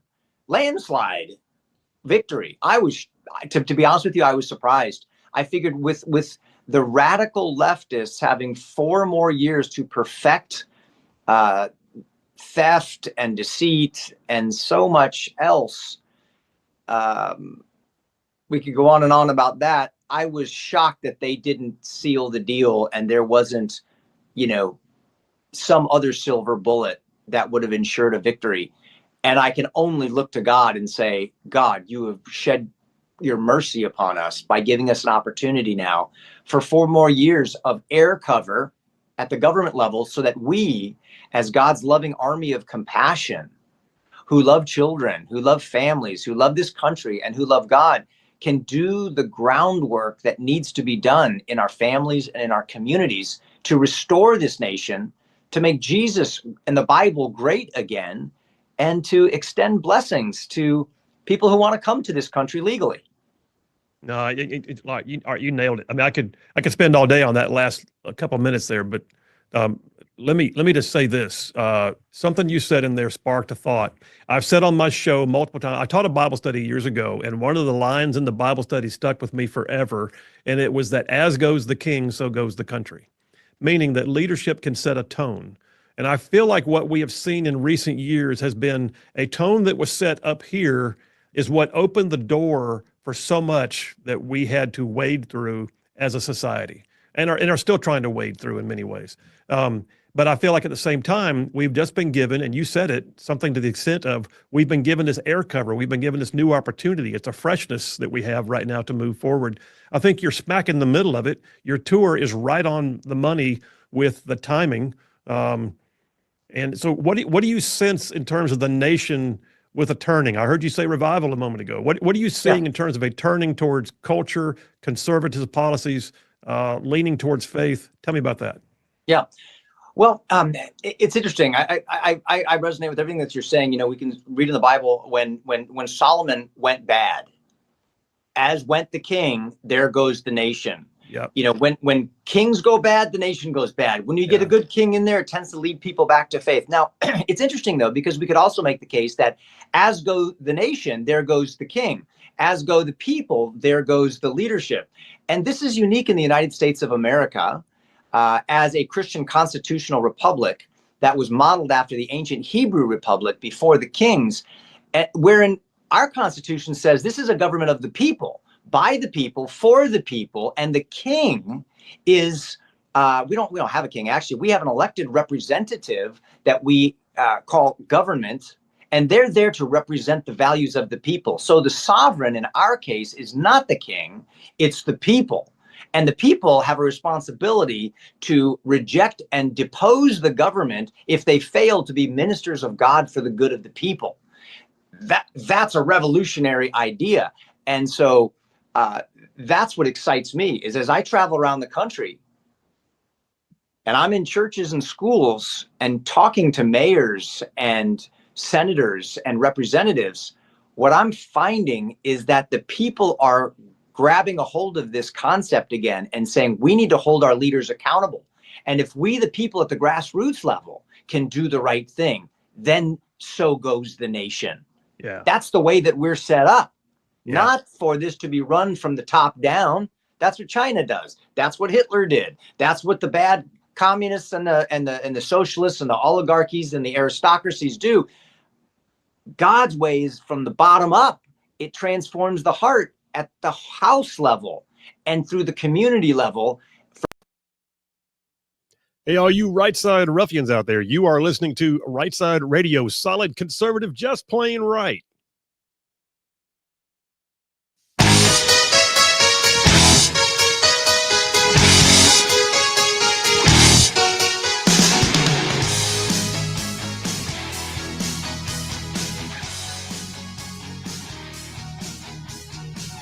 And we are back. Phil Williams, Rightside Radio, solid conservative and just plain right. Just covering down on some major ground across the southeast U.S. of A. Y'all, I'm talking about this show. This show, goes from like Huntsville back on over to Chattanooga. I'm talking about Tuscaloosa back on over to Gadsden. All the way down to that loveliest little village on the plains we call Auburn, straight across the line from there to what we now call, once again, Fort Benning. And then big old patches of North Georgia, Mississippi, all thrown in just for good measure. And that's just radio. Then there's all y'all that catch this show out there, all y'all in the whole wide world going to the World Wide Web. That's right. Tuning in on places like X and YouTube and Facebook and our website, rightsidemedia.org, live streaming the show, video and all, inside the studio. And then you got a bunch of podcasters out there who catch it after the fact. The bottom line is I say it all at least 2 or 3 times a show to let you know that we know you're there. We appreciate you. And the reason why we do it is because of you. So thank you very much. All right, we're down to the wire here, almost through with another round of Rightside Radio, coming into the final, 20 or so minutes here. I got to tell you, I'm going to go ahead and touch on a dipper. To me, this story just reeks of like leftist propaganda, race baiters, and charlatans, and yet it's funny. So I'm going to kick it off with, and JP, chime in whenever you feel like it. So Sydney Sweeney, who I didn't even really know, I mean, like who she is, but Sydney Sweeney is, for lack of a better term, sort of a sex symbol actress in Hollywood, and she is doing a new ad for American Eagle jeans. And the left is having a complete come apart, like not a little bit, like they are apoplectic. It's racism. You know what they sound like? Who? Wait, Sydney Sweeney has great jeans. Yes, that's exactly what's happening. So if you haven't seen it, there's one ad where she's like, wearing her jeans barefoot in a t-shirt, and she leans over the hood of an awesome looking 65 Shelby Mustang GT350, and then hops in it and drives away, burning the tires. And it says Sydney Sweeney has great jeans. Well, it's a play on the fact that she's pretty, so she has good jeans, but she's wearing American Eagle jeans, so they spell it with a J. Okay, that being said, the left is freaking out. So I've got a piece here from townhall.com. Hold it in my calloused former paratrooper hands. MSNBC, you might know, is leading the way on the rhetoric. MSNBC, JP is nodding his head affirmatively. He understands. MSNBC starts off by saying the commercials show an unbridled cultural shift towards whiteness. What? You know what's going to be funny? Here's the thing. And I don't know who it'd be, but it would behoove American Eagle to have already had like a whole ad campaign ready, and Sydney Sweeney was only one of them, and they're going to have a black candidate or an Asian, and they're going to wind up having the whole gamut. They just didn't realize, the people didn't realize that Sydney Sweeney was first, but the rest of them are already in the can, ready to go. That would have been genius. That would have. And then they have the one that proves it, like the Proof of Life commercial, where they have all 3 of them on together. Yeah, they may have them in the hopper. I don't know. It's just it's not the fact that she's white. It's just the fact that she's not a obese, trans, pink hair, piercings, all that stuff. That's really what they're upset about. They're just using the white part to be upset about. Listen to some of the other things that MSNBC had to say, JP. Brace yourself. Okay. All right. So after the whole thing about she has great genes, the wordplay was made even more explicit, says American Eagle. Explicit. When American Eagle posted a video of Sweeney standing in front of a poster bearing her likeness with the words jeans even crossed out and spelled with the JEA version, jeans, that means they knew what they were saying. They knew it. Wait. They did. It was like they knew exactly what they were saying. That was the point all along. That was the joke. That's the play on words. Yeah. But then he goes on. MSNBC says, the backlash has been swift and fierce. Some of it, at least, if you ask me, is fair, said the MSNBC author. Overtly promoting white supremacy and Nazi propaganda. What the heck, man? So the question I have to ask is, what backlash? And I would say that, like, social media does not count. That's not true. Social media is not real life. What backlash? Because last I heard, American Eagle stock has gone up, hasn't it? Yes, yeah. So in other words, it's an effective campaign. Now they could have gotten Dylan Mulvaney to modify to model their jeans. That's a real woman, apparently. Well, that would have been like they would have gotten an Emmy for that ad. That would have been the day that they got their picture, like their jeans are on the cover of Vogue magazine at that point. And I have to say that even on social media, the outcry has not had the punch that it used to. Like if this was 4 or 5 years ago, American Eagle would have been completely canceled, ostracized altogether. But even like some of the Democrat influencers that are popular on Twitter and such are saying, guys, this is ridiculous. Like we got more important things to focus on here. Like we got demolished in this past election and we're focusing on the fact, trying to say that American Eagle is promoting Nazi propaganda. And by the way, it's a pretty catchy ad that appears to be working. They're selling jeans. That's what they care about. Yeah. So I would say as a whole, the outcry has not been having a very good potent punch like it used to several years ago. But I tell you what is going to be funny is if they did have 2 or 3 others in the can, and they had models of like different races, and they came out, and then they had the one where they're all together, showing that they had really actually filmed all these a while back. Yeah, I mean that would almost just laughed. That would almost be kowtowing to them, though. You know, I think they just gotta let this one ride. Let them tie themselves up in a knot. I don't disagree with that, but they are tying themselves up in a knot. That's what's funny, is they're tying themselves up over a knot over something that is absolutely 100% the most ridiculous argument to make. There are more important things in the world. Yep, pretty much. This is not Nazi propaganda. No, just because she's white doesn't mean that American Eagle is saying that white genes are better than other genes. It's ridiculous. Well, she is of the Aryan race, apparently. Yeah. I don't think so. I don't think Sweeney is a German name, by the way. No. Last I checked, that's like Irish or something. Yeah, something like that. All right, here's one for you. Race baiters and charlatans. This one's closer to home. Black Lives Matter has a chapter in Birmingham. 1819 News. Our friend Erica Thomas has the story. 1819 News reports that Black Lives Matter Birmingham's, I think one of their staffers, or maybe their director, is a guy named Wayne Taft Harris. Wayne Taft Harris is a LGBTQ reverend, activist, BLM staffer / charlatan fraudster. Now, I just said a lot of things. All of that, though, is true. Not only is he, yes, a known LGBTQ activist, yes, a BLM activist, yes, he calls himself a reverend. Yes, he is also known by the FBI as an actual fraudster. He was sentenced to 33 months in prison in Florida for 2 counts of wire fraud back in 2011. He had actually defrauded a religious nonprofit of almost $500,000. As a minister, can I do air quotes on the radio? As a minister, he misappropriated the church's loan funds over the course of 2 years, purchasing things like a Mercedes-Benz and a mink coat.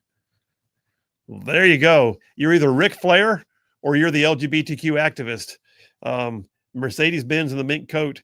He also formed a number of religiously oriented corporate entities in connection with his fraudulent activities. Spending time in prison, he made his way to a halfway facility in Birmingham, where thereafter he founded the Tabernacle Fellowship of Birmingham, where he, now wait for it, JP, help me picture this.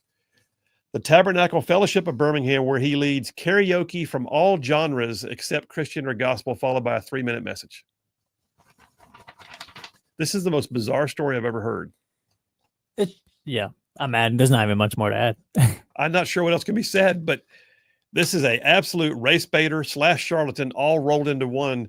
And he has apparently a ministry where he does karaoke from all genres except Christian or gospel, followed by a 3-minute message. And this is the guy who BLM is using. By the way, he's also one of the ones who's out there campaigning hard on the idea of turning over the making public the body cam video of a police shooting for a guy named Jamari Peoples, which I'm saying release the video. I don't care. But this guy claiming to be all about the people and being in the middle of things is absolutely, I mean, he makes a living off of just being a race baiter and a charlatan. How about this? Race baiters and charlatans. This is also from 1819 News. We got some good stuff going on right here in Alabama. So down in Fairhope, you may remember, I love the city of Fairhope. What a beautiful community. Right down there on the bay. Fairhope, just across on the eastern shore from Mobile. Fairhope City Councilman running for re-election is now without a campaign site after his page was taken over by Drag Queen Story Hour. It's not like his name was Joe Drag. It's not like his name was Queenie the Drag candidate. No, his name is Jack Burrell. Jack Burrell even used the website during his 2020 campaign. It's called jackforfairhope.com. And now when you go to Jack, how about try that, JP, real quick. It's Jack for, like F-O-R, jackforfairhope.com. See where it goes. See if it goes to Drag Story Hour still. Did they get it fixed or is it still going to Drag Story Hour? It is loading up. Yep, goes to Drag Story Hour. See, jackforfairhope.com has been co-opted now by Drag Story Hour. You know why? Because Drag Queen Story Hour was a big deal in the Fairhope Public Library. The Fairhope Public Library lost its state funding over books that were being put in the kids section that were inappropriate.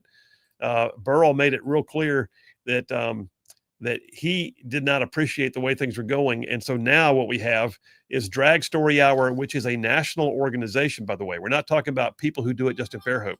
A national organization of charlatans has now taken over the website address of a guy who was in city council in Fairhope, Alabama, simply because of the library wars. That's exactly what's happening right now. This is that's a bizarre set of stories right there. Yeah, those are stories where you just hear them and you're like, okay, don't know much to say about that. The story kind of just tells itself. It just kind of does. All right, tell you what, let's do this. Take a break, JP. We'll take a break. We'll come right back, and I will jump on some text messages and take calls if they're there. 833-687-4448. That's 833-68-RIGHT. Phil Williams, Rightside Radio. We will be right back. I'm in Dipper number 1. I'm calling it The Commies Are Coming. And The Commies Are Coming, I took that title. I will go ahead and give credit where credit's due, right off of an article on the top of townhall.com. Dateline yesterday. Townhall.com, piece written by Mark Lewis. The title of it is The Commies Are Coming. And he gives you a thought-provoking series of reasons why you might think so. So I'm going to go into in a minute talking about some of the candidates and the different politicos that are out there and the things they're saying in the Democrat circles right now. But let me just do this. I'm going to do what Mark Lewis did in his article. I'm going to give you a series of quotes that are attributed to Karl Marx himself. And I want you to tell me if you have pictured this happening through Democrat liberal leftist means over the last, I don't know, call it the last 4 years. How about that? You can go back the last 10 years if you want to. But I mean, I guarantee you when I read some of these out, some of y'all are going to absolutely be able to picture when it happened. Like here's the first one. Quote from Karl Marx. My object is to dethrone God and destroy capitalism. Think about where our economy's been. Think about the fact that God has been thrown out of the public square. Think about the fact that liberals don't want you to pray in schools. They don't want you to have Bibles in schools. They don't want you to be able to pray in front of a abortion clinic. You certainly can't do that. That's wrong. And destroy capitalism? How about government price controls? How about destroying the free market? How about 40-year inflation highs? Think about it. I'm going without notes here. I'm just telling you things that I can remember right off the top of my head. How about number 2? Take away a nation's heritage and they are more easily persuaded. Oh, really? You know, there was a time in my life when, as the TV went off at night, it played the national anthem. Gone are the days. Now what you're looking at is starting with things like kneeling on the football field and all that kind of stuff when the national anthem is playing. You can go down to things like the 1619 Project. You can think about critical race theory. You can think about claims that we are systemically racist as a nation. You can talk about, you know, the different privileges and intersectionalities and destroying people, and then getting mad when the American flag flies, but they want the rainbow flag to be painted on the streets. I mean, go think through what you've seen over the last few years. Take away a nation's heritage, and they are more easily persuaded. How about this one? The education of all children from the moment they can get along without a mother's care shall be in state institutions. Well, that's easy to find. The liberal left hates private schools and they hate school choice. They don't want parents to have a say. They want to know for a fact that they've got control of the narrative that your kids hear every day in the state-funded institution. And that's absolutely a quote from Karl Marx.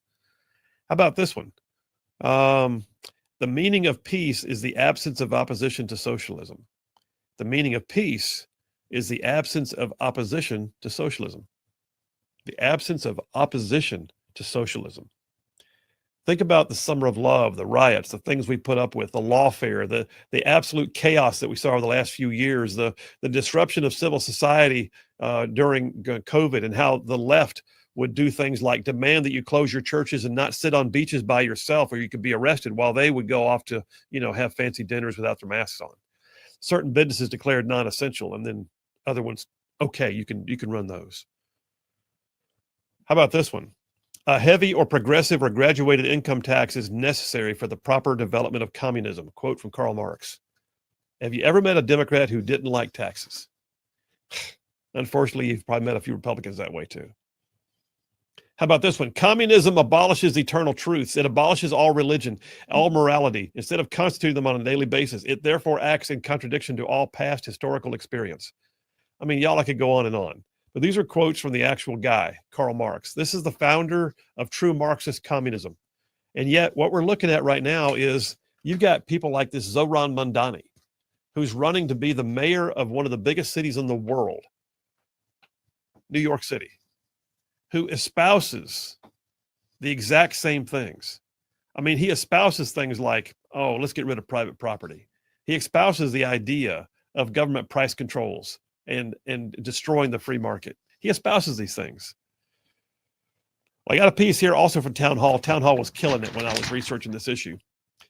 Town Hall, Dateline about 4 days ago.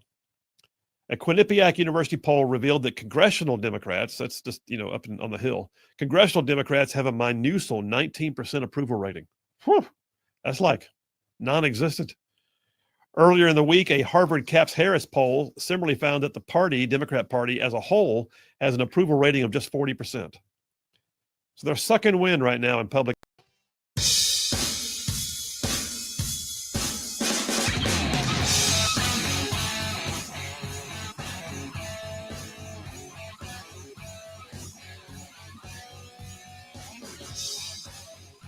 And we are back. Phil Williams, Rightside Radio, solid, conservative, and just plain right. Just making common sense like a superpower, just using bulletproof influence, just giving you all the truth you can slap on a bumper sticker, just like pulling pins on truth grenades. What else have I got? Saving the world one soundbite at a time.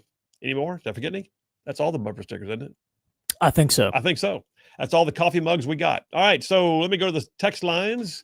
Nofre from Lexington says, American Eagle caved. Their new jeans sends a meme of what it's obviously not going to be I look at that, I think that's actually very sad. That person has just got mental health issues.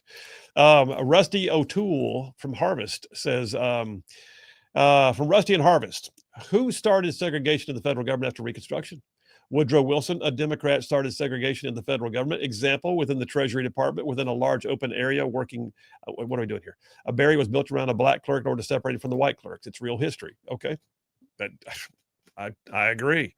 Also, does Scott Buttram have a brother or a cousin named Sonny Buttram who served in the Army in the 19? I don't know how to answer that question. Rusty, thank you very much. But I don't know. You can contact the Trustful Tribune and find out. Barry Mathens said, who is buying American Eagle jeans? I don't know. Somebody is. A lot more people now, I think. And So- just in spite. All right. Then answer me this then, Gen Z. Yeah. Is that a Gen Z thing? Are those Gen Z jeans? I think they're more of a woman jeans. Yeah, I think so. Well, I didn't mean, are you? No, I don't personally- know. I don't know. It probably is more on the Gen Z side or millennials. I'd say millennials. Yeah. I don't even know. Or is American Eagle a girls only brand? It's not, is it? No, it's not. Well, obviously that Sydney Sweeney ad was geared towards males. So yeah. Okay. Point. Herb from Gurley, Alabama says, I have to agree with the Nazism angle. The first thing I thought about when I saw that commercial was Adolf Hitler. And then he has a smiley face. I said that was sarcasm. That's called sarcasm. It's amazing that people can have the nuance of getting sarcasm to come through in a text. Yeah. That's- It's got to be such an outrageous text. You're like, okay, That is talent, my friend. That is talent. We got a brand spanking new texter in the line. Chris from Huntsville, we're glad you're there. He said, speaking of Dylan Mulvaney, he is supposedly going to be the face of Ulta Beauty now. Wow. Well, then Ulta ain't that beautiful. Let me just say. I'm pretty sure the lovely Charlene will stop buying her stuff at Ulta if that's the case. Just saying.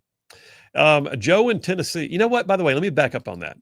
It is not hard to just do things that make sense. Someone at Ulta, if it's true, I don't know if it's true or not. If that's true, somebody at Ulta is sitting around in their little bubble going, here's a great idea. Let's get the guy who tanked this brand and bring him onto our brand and pretend that he's a woman so that all the women will want to buy our stuff because it's a woman's only store. Men don't go there. We'll get a dude who thinks he's a woman to come in and model our stuff. Who sits around and thinks that up in the boardroom? Woke people, obviously. Yeah, that make much sense. But there's probably some big corporate advertising firm that came up with a marketing strategy and pitched it and made millions of dollars from Ulta. And Ulta boardroom went, yeah, let's do that. Not a one of them ever drank a Budweiser, because otherwise they would have said Bud Light died. We're not going to be that. Yeah. I mean, let them learn from their mistake. The hard way. Yeah, the hard way, the very hard way. All right. Let me just go ahead and make some advice right now. If indeed you find that that's true, sell your stock in Ulta now. Oh, it says, I looked it up. I don't know if there's anything in place for him to be the face of Ulta, but they have collabed with Dylan Mulvaney several times. So I wouldn't be surprised. Good Lord. Joe in Tennessee says people got to use quotes when describing anything having to do with liberals. It's true. Yeah. How many times do I put the parentheticals? You know, how many times do I do the little thing with the fingers? Self-proclaimed Reverend, LGBTQ with Reverend should not be in the same sentence. So I'll just say, I don't know what seminary school he went to, but I don't think it's a very legitimate one. That's a lot of air quotes. Yeah. Michael from Huntsville says, speaking of no tax, what has happened to the no tax on Social Security? I think that's the most important thing to help the elderly. So the big, beautiful bill did have, if I recall, a piece in there that was going to reduce the tax burden on elderly who are on fixed incomes, Social Security. It was also going to reduce overtime tax. Most of that stuff goes into place on a certain day. And I think they were starting on the next fiscal year, which is going to start in October. I could be wrong. We can look that up. That may be worthy of a segment sometime soon. But yeah, that's what we know about that. John from Huntsville says, Phil, JP, and Dale Jackson all get a solid A for their equally solid performance, which means today's winner is obviously the magnificent, brilliant Scott Buttram with an A++ for his absolutely perfect performance. Congratulations. So, Scotty Buttram winning the day. I'll take it. It was worth it. He was good. Badger from Athens says that Wrangler's boots, Wrangler boot cut, relax fit forever. Yeah, I don't think a lot of our audience will be no American Jean or American Eagle Jean wearers. No, probably not. I don't think so. No, there might be one or two out there who, picked one up at a secondhand store. Who knows? Or for their wife. Yeah. Yeah. Then again, maybe a few of them bought them now because it seems like an all-American ad. Yeah, it does, she's driving a Shelby Mustang and like burning rubber with, a carbon-emitting hot rod. It's like all America. Jason from Meridianville says it's actually another mentally deranged guy that thinks he's a gal with Ulta. Oh, good. All the same, sell your stock in Ulta now. No representation made the quality legal service. Okay, yeah, there's that. Graham from Meridianville says the new tax is coming into effect 1 January with the new. Okay, so all right, so that makes more sense now that you say that. Not the fiscal year because we pay taxes on the calendar year. So yes, thank you, Graham, for squaring us away. Appreciate that very much. I got to say, there's a whole lot of stuff out there I didn't even get to in the show. Great show. Thank you for all the audience participation. It's a hoot when I've got people out there who are giving me more content than I could have ever prepared for. I do spend a lot of time preparing every morning. You hear me rattling the paper. That's because we do our stuff in advance and we come on the show prepared, well thought out. But you guys chiming in like this, man, that's what makes this show so hot. That's what makes this show so fun. I love it when I come in and I can spend like 15 minutes doing nothing but taking audience input. And don't forget, you can call in too. And oh, by the way, don't forget this. There's more of us than there are them. Oh, by the way, God is still very much on his throne. Y'all stay in the fight. We'll see you tomorrow.